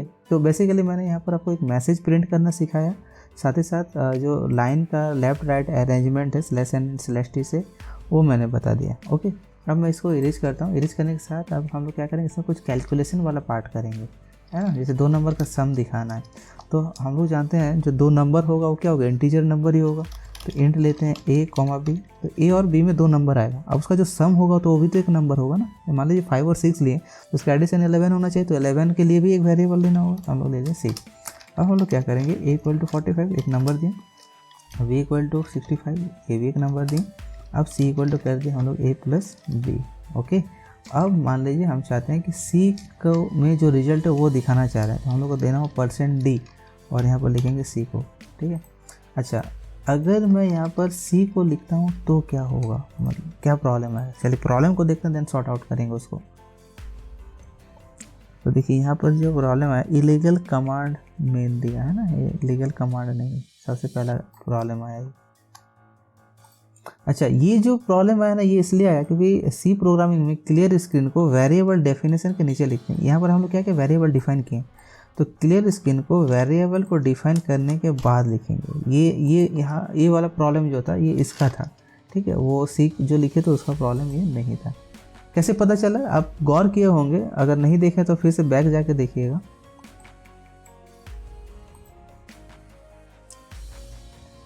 उसमें स्क्रीन हम लोग का क्लियर नहीं हो रहा था, अरे तो अब तो फिर से अभी जो प्रॉब्लम आया है वो इसका है सी का। तो सी को हम लोग इस तरह से नहीं दिखा सकते हैं, इसके लिए हम लोग को करना क्या होगा, डबल कोट के अंदर सी लिखते हैं। अब क्या होता है वो भी देख लेते हैं, ठीक है।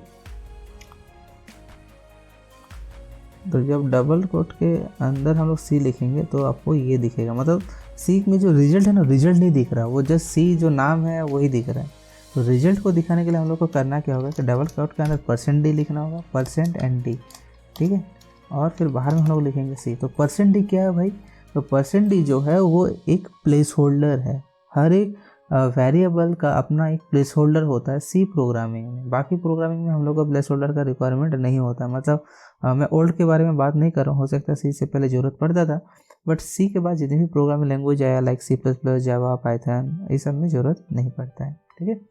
और ये प्लेस होल्डर का भी एक लिस्ट है, आप लोग इसका भी एक स्क्रीनशॉट ले लीजिएगा। जितने तरह का डेटा टाइप और वैल्यू है सबका एक एक अपना प्लेस होल्डर है। जैसे कैरेक्टर के लिए %c है, साइंड इंटीजर के लिए d है, फिर कुछ साइंटिफिक नोटेशन के लिए %e है, फिर फ्लोट वैल्यू के लिए %f है। तो सबका अपना अपना एक प्लेस होल्डर है, ठीक है। हालांकि इसमें से सब यूज नहीं होगा, बट ये लिस्ट आप लोग रख लीजिए अपने पास, और फिर जैसे जैसे प्रोग्रामिंग में ज़रूरत होते जाएगा हम लोग यूज करेंगे, ठीक है। जैसे अभी हम लोग क्या कर रहे हैं, इंटीजर का यूज कर रहे हैं ना, साइंड इंटीजर का, क्योंकि हम बताए थे कि अगर अनसाइंड लिखते हैं तब वो अनसाइंड होता है, लेकिन अगर अनसाइंड नहीं लिखते हैं तो वो फिर साइंड होता है। मतलब हम लोग इंट लिखे हैं तो मतलब वो साइंड इंट बना, तो उसका क्या है, %d है, ओके। तो ये हर एक डेटा टाइप का होता है। तो जब हम %d लिख कर देन रन करेंगे तो आप यहाँ पर रिजल्ट देख सकते हैं कि जो 2 नंबर लाइन है लिखे थे, लाइन ही लिखे थे, उसको सम करके दिखाएगा, जिसका वैल्यू दिखा रहे हैं यहाँ पर 110, ओके। नाउ इसको हम लोग क्या करेंगे, एक मैसेज के साथ लिखते हैं। जैसे हम लोग यहाँ पर लिखते हैं द सम इज %d, है ना। तो अब जब इसको रन करेंगे तो क्या होगा कि वो मैसेज के साथ दिखाएगा कि द सम इज 110। अब ये जो प्रोग्राम बना है ना, इसको हम लोग बोलते हैं फिक्स्ड मेथड। क्यों? क्योंकि जब भी हम ये प्रोग्राम को रन करेंगे ये ऑलवेज 110 ही दिखाएगा और कुछ नहीं दिखाएगा, ओके। और अगर हम चाहते हैं कि कुछ नया दिखाए तो हमें प्रोग्रामिंग में जाकर यहाँ पर वैल्यू को चेंज करना होगा। एंड अगर वैल्यू या रिजल्ट को चेंज करने के लिए आपको प्रोग्रामिंग में चेंज करना पड़ रहा है तो सीधी सी बात है कि वो फिक्स मेथड का प्रोग्राम है, तभी आपको वहाँ पर जाके चेंज करना पड़ रहा है, मतलब प्रोग्रामिंग में जाके चेंज करना पड़ रहा है। अगर ये इनपुट मेथड होता तो हम लोग को वैल्यू को यहाँ चेंज करना नहीं पड़ता। तो इनपुट मेथड के लिए हम लोग क्या करेंगे, तो हम लोग जानते हैं कि यहाँ पर वैल्यू को हम लोग क्या कर रहे हैं, स्टोर कर रहे हैं। मैंने क्या कहा था कि इनपुट के लिए जो फंक्शन है, मे बी अभी भी ये लिखा होगा कहीं ना कहीं, इनपुट। तो इनपुट के लिए जो फंक्शन है वो है scanf, ओके। तो हम लोग यहाँ पर क्या करेंगे, scanf का यूज़ करेंगे। scanf को यूज़ करने का तरीका क्या है, तो हम लोग यहाँ पर लिखते हैं scanf। अब क्योंकि ये इंटीजर नंबर है, अच्छा यहाँ पर s छूट गया था, तो इंटीजर नंबर है तो यहाँ पर %d रहेगा। a में स्टोर करना तो हम लोग लिखेंगे एंड। अब ये एंड का जो सिंबल है ना, ये इसको हम लोग बोलते हैं एड्रेस ऑफ। तो हम लोग इसको पूरा क्या पढ़ेंगे, एड्रेस ऑफ a, मतलब जो वैल्यू जाएगा वो एड्रेस a के एड्रेस में जाएगा। मतलब क्या होता है, जैसे कि मैंने आपको कहा था कि मेमोरी में जब हम लोग वेरिएबल डिफाइन करते हैं तो मेमोरी में एक क्या होता है, ब्लॉक जो है या कुछ मेमोरी का पार्ट जो है रिजर्व हो जाता है ए का नाम से। तो सिर्फ नाम नहीं रहता, नाम के साथ कुछ एड्रेस भी होता है। तो हम जो भी यहाँ पर वैल्यू सेंड करते हैं वो एड्रेस में सेंड करते हैं, तो इसलिए एड्रेस ऑफ ए ऐसा लिखना होता है। तो मान लीजिए हम, क्योंकि हम लोग 2 लिख रहे थे ना, तो ये तो ए के लिए हो गया। अब सेम इसको हम लोग क्या करते हैं, पेस्ट करेंगे, यहाँ पर पेस्ट कर देते हैं और ए की जगह हम लोग लिख देते हैं अब बी, ठीक है। तो फर्स्ट वैल्यू ए मिल जाएगा, सेकंड वैल्यू बी मिल जाएगा। देखते हैं काम कैसे कर रहा है।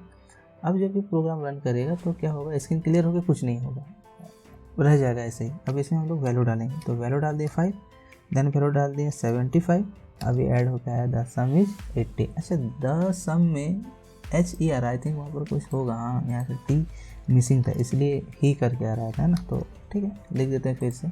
तो द सम इज %। अब इस प्रोग्राम में एक प्रॉब्लम क्या है कि जब प्रोग्राम रन हो रहा है तो स्क्रीन क्लियर हो जा रहा है, मतलब कुछ दिख नहीं रहा, कुछ इंस्ट्रक्शन नहीं दिख रहा है। तो जो न्यू यूजर होगा उसको समझ में कैसे आएगा कि यहाँ पर क्या करना है, क्योंकि मैंने ये प्रोग्राम खुद बनाया तो मुझे पता है कि नंबर देना है। बट प्रोग्रामिंग हम अपने लिए तो बनाते नहीं, जो सॉफ्टवेयर बनाते हैं दूसरों के लिए बनाते हैं ना। दूसरे लोग परचेस करेंगे, मेरा बना हुआ सॉफ्टवेयर तभी तो प्रॉफिट होगा, तो दूसरों के लिए बनाते हैं। तो यहाँ पर कुछ ऐसा मैसेज होना चाहिए कि यूजर्स पढ़ के समझ सके कि अरे मुझे यहाँ पर नंबर पुट करना है, ठीक है। तो मैसेज जो है वो क्या हो भी, that is a kind of output, है ना। हमेशा रिजल्ट ही रहे कैलकुलेशन के बाद तो ही आउटपुट, ऐसा जरूरी नहीं हो।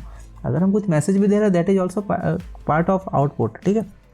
तो आउटपुट के लिए हम लोग क्या यूज़ करते हैं, printf यूज़ करते हैं। तो यहाँ पर हम लोग क्या करेंगे, अंदर में जाकर लिखेंगे enter any 2 numbers, enter any 2 numbers लिखें।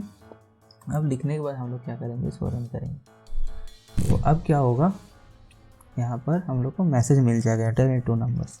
अब हम लोग यहाँ पर नंबर पुट करेंगे, देन रिजल्ट आएगा। अब यहाँ पर देखिए क्या हो रहा है कि 5 और 4 हम लोग इनपुट लिए, तो 5 ऊपर है 4 नीचे है। उसके पीछे रीजन क्या है, क्योंकि नंबर हम लोग वहाँ पर पुट करने के बाद एंटर करना पड़ रहा है, इसीलिए एक नंबर नीचे आ जा रहा है। तो मतलब एक ही नंबर ऊपर रह सकता है, बाकी सब नीचे चला जाएगा। अगर मान लीजिए हम लोग 3 नंबर्स करते हैं, सपोज हम लोग 3 नंबर्स करते हैं, तो यहाँ पर क्या होगा, मैं सम के लिए एस ले लेता हूँ। कुछ चीज़ें यहाँ पर चेंज करना होगा, जैसे यहाँ पर सी की जगह एस हो जाएगा, यहाँ पर सी की जगह एस हो जाएगा। और यहाँ पर हम लोग क्या करेंगे, ले लेते हैं सी, और ये मैसेज थोड़ा सा यहाँ पर चेंज कर देते हैं ना, यहाँ पर लिख लेंगे हम लोग 3 नंबर्स। तो अभी भी आप देखिए क्या होगा कि एक नंबर ऊपर रहेगा, तो बाकी के 2 नंबर नीचे रह जाएगा। ठीक है, और इसका कोई ऑप्शंस नहीं है, मतलब मैं सारे नंबर को ऊपर नहीं कर सकता हूँ, पॉसिबल नहीं है। ठीक है, तो एक काम तो हम लोग डेफिनेटली कर सकते हैं कि हम लोग सारे नंबर को नीचे कर दें। कैसे, थोड़ा देर पहले किया था ना, स्लैश एन डाले थे और लाइन ब्रेक हो गया था, नीचे आ गया था, तो यहाँ पर हम लोग स्लैश एन दे देंगे। तो इससे होगा क्या, जो मैसेज आएगा एंटर 3 नंबर्स और स्लैश एन देने से लाइन ब्रेक हो जाएगा, तो बाकी के जो नंबर है वो तीनों नंबर नीचे आएगा। मतलब तीनों ऊपर नहीं सकता, तो तीनों को नीचे रखे, एटलीस्ट इक्वलिटी होना चाहिए, है ना, इक्वलिटी होना बहुत जरूरी है हर जगह, है ना। सोसाइटी में भी इक्वलिटी होना चाहिए, सोसाइटी हो, कंट्री हो, हर जगह इक्वलिटी होगा तो डेवलपमेंट का जो स्पीड है वो कंपेयर टू ज़्यादा होगा।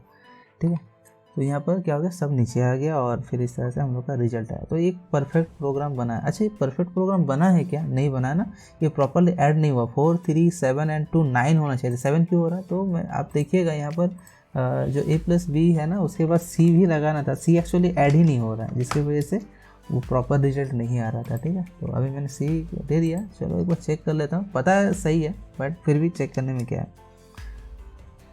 तो कुछ सिंपल नंबर लेते हैं, सो दैट कि जब हम लोग चेक करें तो प्रॉब्लम ना हो। तो 7 एंड 5 12 एंड 4 16। अभी ये प्रोग्राम परफेक्ट बन गया है। अब इसको एक और तरीके से कर सकते हैं, जैसे अभी क्या है, जो मैसेज है ना, इंडिविजुअल मैसेज है ना, सॉरी कॉमन मैसेज है, मतलब तीनों नंबर से पहले एक मैसेज दिए तो कॉमन मैसेज हो गया, राइट।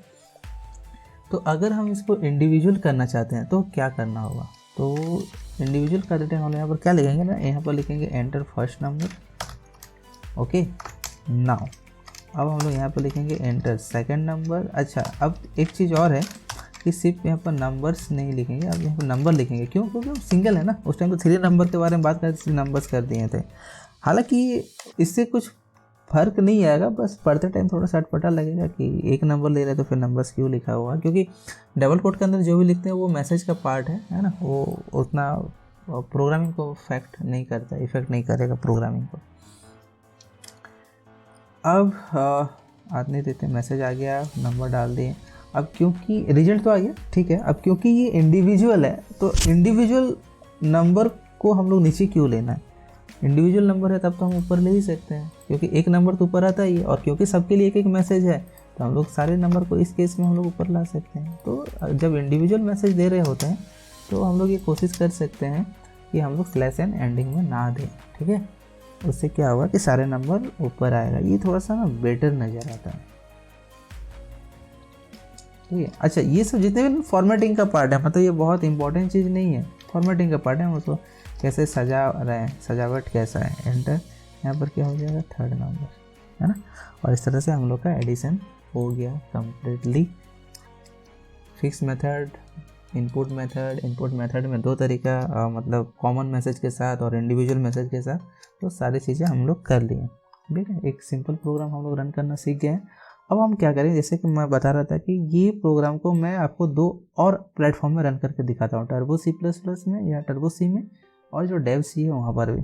तो मैं इसको कॉपी कर लेता हूँ प्रोग्राम को, सो दैट कि डेव में ना ये कॉपी पेस्ट हो जाता है, टर्बो में नहीं होगा, क्योंकि टर्बो का कॉपी पेस्ट का कॉन्सेप्ट अलग है। ठीक है, तो हम लोग पहले डेव में कर लेते हैं। तो डेव में करने के लिए हम लोग क्या करेंगे, यहाँ पर सर्च में जाते हैं, यहाँ पर टाइप करते हैं डेव। तो यहाँ पर आप देख सकते हैं डेव C++ दिख रहा है, इसमें क्लिक करते हैं। क्लिक करने के बाद सबसे पहले क्या करना है, आप लोग को न्यू एक प्रोजेक्ट बनाना है। अगर आपका पहले से प्रोजेक्ट बना हुआ तो अच्छी बात है, अगर नहीं बना हुआ तो देन ऑन दैट कैसे बनाना होगा, तो मैं आपको शुरू से बनाना ही सिखा रहा हूँ। अब यहाँ पर मैं सी प्रोजेक्ट में जाता हूँ। प्रोजेक्ट 1 नाम से मेरा ऑलरेडी बना हुआ, तो इसलिए मैं प्रोजेक्ट 2 यहाँ लिख रहा हूँ। अगर आप लोग का नहीं बना हुआ होगा तो आप प्रोजेक्ट 1 भी रहने दे सकते हैं, कोई प्रॉब्लम नहीं है, ठीक है। अच्छा, यहाँ पर एक ऑप्शन है मेक डिफ़ॉल्ट लैंग्वेज। ये एक्चुअली क्या होगा, जैसे अभी जब ये ओपन हुआ तो बाय डिफ़ॉल्ट ये C++ पहले से ही क्या था, सिलेक्टेड था। तो अगर मैं इसमें क्लिक करने के बाद मेक कर दूँगा तो नेक्स्ट टाइम जब ऑन करेंगे तो बाय डिफ़ॉल्ट सी में ही जाएगा। तो ये आप पे डिपेंड करता है कि आप उसको डिफ़ॉल्ट में सी रखना चाहते हैं, C++ रखना चाहते हैं। क्योंकि अभी हम लोग सी प्रोग्रामिंग सीखेंगे आगे तक, अभी बहुत दिन तक सीखना, तो हम फिलहाल इसको सी प्रोजेक्ट को ही डिफ़ॉल्ट लैंग्वेज बना देते हैं, ओके करते हैं। अब यहाँ पर बोलेगा कि कहाँ बनाना है, तो आप किसी भी जगह पर जा सकते हैं। जैसे मैं डेस्कटॉप में जाता हूँ, एक फोल्डर बनाता हूँ सी प्रोग्राम नाम से। कोशिश कीजिएगा कि यहाँ पर स्पेस ना रहे, है ना, स्पेस थोड़ा सा कहीं कहीं प्रॉब्लम क्रिएट कर सकता है, तो स्पेस ना देना एक अच्छा प्रैक्टिस होता है। ओपन करते हैं और फिर यहाँ पर सेव कर देते हैं। ओके, बाय डिफ़ॉल्ट इसमें कुछ कोडिंग आएगा, मैं इसमें जो भी डिफ़ॉल्ट कोड है इसको मैं इरेज करके, जो मैंने यहाँ से लिया था, कहाँ था ये वाला पार्ट, इसको मैं कॉपी कर लेता हूँ ना। देखते हैं कॉपी होता है कि नहीं, मैंने कभी किया नहीं है लेकिन मुझे लगता है हो जाएगा, ठीक है। आ गया है ना, ये आ गया। अब इसके बाद ये रन करने के लिए हम लोग क्या करेंगे, रन करने के लिए यहाँ पर देखिए एक ऑप्शन है ना, इसमें हम लोग क्लिक करना। अच्छा, इसमें एक चीज़ और है ना, इसमें शॉर्टकट भी दिखा दे रहा है जब हम लोग माउस ओवर कर रहे हैं F11, तो F11 प्रेस करेंगे कीबोर्ड से तो ही ये रन हो जाएगा, ठीक है। तो मैं यहाँ पर क्लिक करके फ़िलहाल रन करता हूँ। अच्छा, अब क्योंकि फर्स्ट टाइम है तो ये सेव करने के लिए बोलेगा, मैं सेव कर लेता हूँ। नाम वही है, मेन बाय डिफ़ॉल्ट लिया है। अब देखिए यहाँ पर एक क्या प्रॉब्लम आता है, CLR SCR में मतलब क्लियर स्क्रीन में एक एरर आता है। अब ये एरर आने के पीछे रीज़न क्या है कि जैसे हम लोग को इसका रिक्वायरमेंट क्या हो रहा था, इसका रिक्वायरमेंट ये था कि स्क्रीन क्लियर हो जाए, राइट। लेकिन यहाँ पर क्या डेव C++ में या सी में, इसमें हम लोग का स्क्रीन पहले से क्लियर ही रहता है, तो हम लोग इसको यूज करने का ज़रूरत नहीं, ठीक है। क्यों एरर आ रहा मैं उस पर बात नहीं कर रहा हूँ, वो मैं किसी और दिन बताऊँगा, क्योंकि ये सब बहुत मतलब डिफरेंट टॉपिक्स है, क्यों एरर आ रहा है, क्या एरर है। बट अभी हम लोग को बेसिकली समझना कि हम लोग को यहाँ पर CLR SCR का रिक्वायरमेंट ही नहीं है, क्योंकि यहाँ पर जब रन होता है तो स्क्रीन पहले से ही क्लियर रहता है, ठीक है। वहाँ क्लियर नहीं तो इसलिए क्लियर करना पड़ रहा था, पहले से क्लियर रहता है, इसलिए मैं उसको ऐसे ही हटा देता हूँ, रन करता हूँ फिर से, ठीक है। रन हो गया, मैसेज आ गया अंडर फर्स्ट नंबर, मैं नंबर पुट करता हूँ, नंबर पुट करता हूँ एंड रिजल्ट आ जाता है 10 समझ। बाकी यहाँ पर दिखाया कि कितना टाइम लगा एग्जीक्यूट वगैरह होने में। प्रेस एनी की टू कंटिन्यू, एंटर की, और फिर जैसे वहाँ पर वो रन टाइम वाला स्क्रीन था वो क्लोज हो जा रहा था, यहाँ पर भी ये क्लोज हो गया है। अब ये सेम प्रोग्राम मैं रन करके दिखाऊंगा आपको टर्बो C++ में, जो कि आपका यूनिवर्सिटी में भी यही चल रहा है, ठीक है। तो इसको आप लोग अच्छा से देखना है।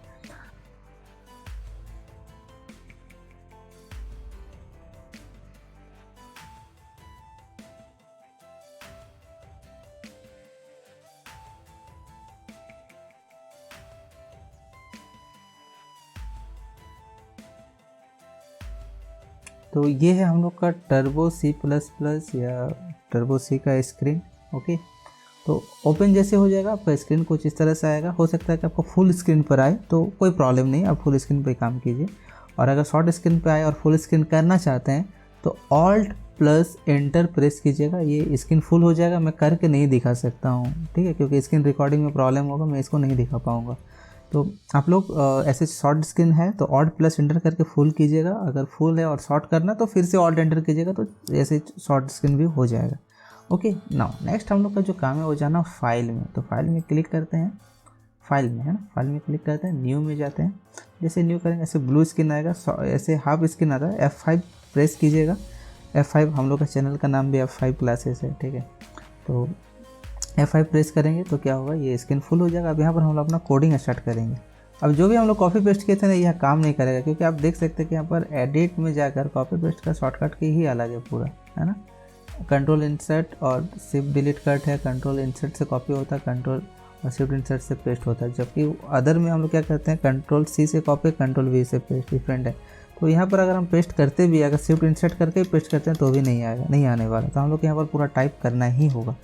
तो पहले मैं सेम कोडिंग को यहाँ टाइप करता हूँ, देन देखते हैं क्या एरर आता है और फिर उसको कैसे सॉर्ट आउट करेंगे, ओके। तो सेम कोडिंग हम लोग का क्या आता है, हैश इंक्लूड iostream.h, iostream नहीं, सॉरी iostream एक्चुअली C++ का होता है ना, तो stdio.h।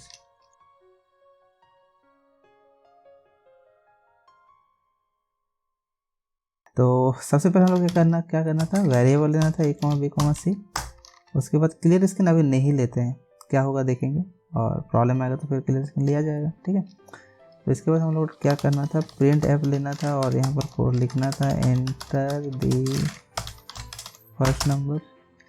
अच्छा, ये प्रॉब्लम क्या हुआ पता है, बाहर क्यों चला गया, मैंने यहाँ पर जो कीबोर्ड का नंबर पैड था उसको यूज किया।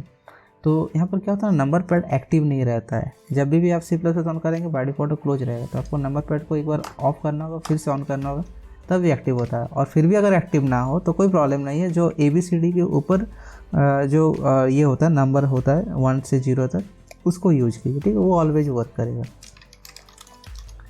तो enter first number, scanf %d और यहाँ पर हो जाएगा एड्रेस ऑफ A। ओके, मैं क्या करता हूँ, कॉपी पेस्ट कर रहा हूँ ना यहाँ से। तो शॉर्टकट की क्या है, कंट्रोल इंसर्ट और फिर यहाँ जाकर शिफ्ट इंसर्ट, अगेन फिर यहाँ जाकर शिफ्ट इंसर्ट। ओके, फिर यहाँ पर क्या करेंगे, एंटर द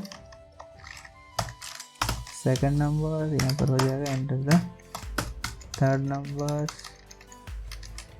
यहाँ पर हो जाएगा A, B और C, सारा आ गया। अच्छा, अब हम लोग को सम के लिए एक और वेरिएबल लेना था, राइट। तो यहाँ पर S ले लेते हैं, S equal to A plus B plus C, और फिर हम लोग यहाँ पर लिखेंगे print F the sum is %d और यहाँ पर हो जाएगा S, राइट। अब इसको सेव करेंगे। सेव करने के लिए फाइल में जाएंगे और यहाँ पर सेव या सेवेज में क्लिक करेंगे, सेव का ऑप्शन आएगा। इसमें जो कुछ भी लिखा पूरा इरेज कर दीजिए, आप अपना नाम से सेव कीजिए। ठीक है, जैसे मेरा नाम है राकेश, तो मैं लिखता हूँ राकेश डॉट, अच्छा राकेश से सेव मत कीजिएगा, इससे होगा क्या होगा, जब मल्टीपल प्रोग्राम बनाएगा तब क्या कीजिएगा। तो अब जब सेम नाम से सेव होते रहेगा तो क्या होगा कि पुराना प्रोग्राम डिलीट होते रहेगा। तो मैं जैसे फर्स्ट प्रोग्राम है तो इसमें राकेश 1 लिख देता हूँ, नेक्स्ट में 2 लिखूँगा, फिर 3 लिखूँगा, इस तरह से तो कुछ न्यू नाम देने की कोशिश करूँगा। लेकिन खुद का नाम से सेव होना बहुत अच्छा प्रैक्टिस नहीं है। ठीक है, ये तो मैं आपको अपना नाम बताना चाह रहा था इसलिए मैंने किया। ठीक है, बट एक्चुअली में होना क्या चाहिए कि जिस तरह का प्रोग्राम आप बना रहे हैं ना उस तरह से सेव कीजिए। जैसे मैं यहाँ पर एडिशन का प्रोग्राम बना तो मैं लिख रहा हूँ ऐड में कितना नंबर्स का ऐड किया हूँ, तो मैं यहाँ पर 3 नंबर्स भी लिख देता हूँ साथ में, देन लिखता हूँ .c। अच्छा, एक बात और ध्यान रखना है कि आप जो भी इसमें नाम लिख रहे हैं टर्बो C++ में, इसमें जो नंबर ऑफ अल्फ़ाबेट्स है वो 8 से ज़्यादा नहीं होना चाहिए। तो इसमें मैंने टोटल 8 ही यूज किया। अच्छा, .c को काउंट नहीं करना है ना, यहाँ से यहाँ तक मतलब डॉट से पहले तक 8 लेटर का होना चाहिए। अगर आप 8 से ज़्यादा ले लेते हैं तो ऑन दैट केस क्या होगा कि 8 कैरेक्टर लेगा, बाकी को ऑटोमेटिकली डिलीट कर देगा। जैसे यहाँ पे देखिए, यहाँ पर add_3nos पूरा आया है। ओके, मैं इसको एक बार दोबारा करके दिखाता हूँ। तो मान लीजिए मैं इस बार लिखता हूँ ABCDEFGHIJ, थोड़ा सा ज़्यादा ले लिया। ओके, .c J तक लिया था, देखिए वहाँ पर H तक ही आया क्योंकि टोटल नंबर ऑफ कैरेक्टर जो है वो 8 ही हो सकता है, उससे ज़्यादा नहीं हो सकता। ओके, चलिए अब इसको रन करते हैं। रन करने के लिए क्या है, यहाँ पर रन में जाएंगे, रन में जाने के बाद यहाँ पर रन में क्लिक करेंगे। अगर एरर है तो एरर बताएगा, नहीं है तो नहीं बताएगा। ठीक है, अब देखिए यहाँ पर क्लियर स्क्रीन नहीं था ना, इसलिए ऊपर का स्क्रीन पूरा रह गया। ठीक है, जो भी था वो रह गया, हटा नहीं। अब इसे नंबर दिया और ये बंद हो गया। बंद क्यों हुआ, आंसर क्यों नहीं आया? तो सबसे पहले तो क्लियर स्क्रीन वाला जो प्रॉब्लम है उसको सॉर्ट आउट करते हैं, CLRSCR। ठीक है, रन करते हैं, देखते हैं क्लियर स्क्रीन सॉर्ट हुआ कि नहीं। तो क्लियर स्क्रीन वाला पार्ट जो था वो सॉर्ट आउट हो चुका है, पुराना जो पार्ट था पूरा चला गया, लेकिन अब रिजल्ट नहीं आ रहा। एक्चुअली हो क्या रहा है ना कि रिजल्ट आ रहा है, लेकिन आने के बाद बहुत जल्दी ना क्लोज हो जाता है। जैसे हम लोग को वहाँ पर दिख रहा था ना कि एंटर एनी की for continue, press enter any की टू कंटिन्यू, ऐसा एक मैसेज आ रहा था। जब प्रेस कर रहे तो वो हट रहा था, तो वो वाला पार्ट नहीं है, पहले से बना हुआ नहीं रहता है, ये हम लोग को बनाना पड़ता है। तो बनाने के लिए हम लोग क्या करेंगे, गेट ch दे देंगे यहाँ पर।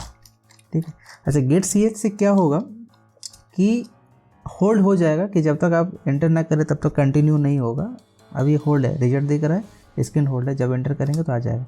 लेकिन अगर आप बाकी का जो 2 था उस प्लेटफॉर्म की तरह आप एक मैसेज भी देना चाहते हैं तो आप वहाँ पर एक मैसेज अपनी तरफ से दे सकते हैं। ठीक है, कि प्रेस एनी की टू कंटिन्यू, आप ऐसे एक मैसेज खुद से दे सकते हैं। ठीक है, और यहाँ पर एक स्लैश एन दे दीजिए, थोड़ा सा नीचे आ जाएगा। और लेकिन गेट ch का देना कंपलसरी है। एक्चुअली मैसेज तो समझाने के लिए होता है, काम कौन करता है, काम तो उसके नीचे करता है। जैसे ऊपर में भी यहाँ पर जो message enter the first number है तो समझाने के लिए, काम कौन कर रहा है, स्कैनफ काम कर रहा है, राइट। तो उसी तरह से जो यहाँ पर स्क्रीन को पकड़ के रखने का काम कर रहा है गेट ch कर रहा है, लेकिन ये जो मैसेज है वो सिर्फ समझाने के लिए है कि भाई अगर आपको आगे बढ़ना तो आप एंटर प्रेस करो। तो अभी मैसेज आ गया, प्रेस एनी की टू कंटिन्यू, जैसे एंटर करेंगे तो ये रिटर्न आ जाएगा। तो हम लोग को टर्बो सी में ये चीज़ बनाना पड़ती है, पहले से नहीं रहता। बाकी दोनों में जो था डेब में था और एक जो हम लोग ऑनलाइन प्लेटफॉर्म यूज किए थे तो उसमें पहले से नहीं रहता। उसमें हम लोग को क्या करना होता है कि सॉरी उसमें पहले से रहता है, तो उसमें हम लोग को गेट ch या इस तरह का मैसेज देने का ज़रूरत नहीं होता है। तो ये था आज हम लोग का सेशन, आज का सेशन जिसमें मैंने काफ़ी कुछ कवर किया। वीडियो जाहिर सी बात है थोड़ा सा लंबा हुआ है, लेकिन बहुत कुछ मैंने इसमें समझाया है। नेक्स्ट क्लास हम लोग सबसे पहले क्या करेंगे, जो ऑपरेटर वाले टॉपिक है उसको हम लोग समझेंगे। ऑपरेटर बहुत सारे, तो सारे ऑपरेटर को समझने में भी काफ़ी टाइम लग जाएगा। तो नेक्स्ट वीडियो में हम ऑपरेटर को कवर करेंगे। तो मिलते हैं फिर नेक्स्ट वीडियो में, तब तक के लिए thank you, bye bye and जय हिंद।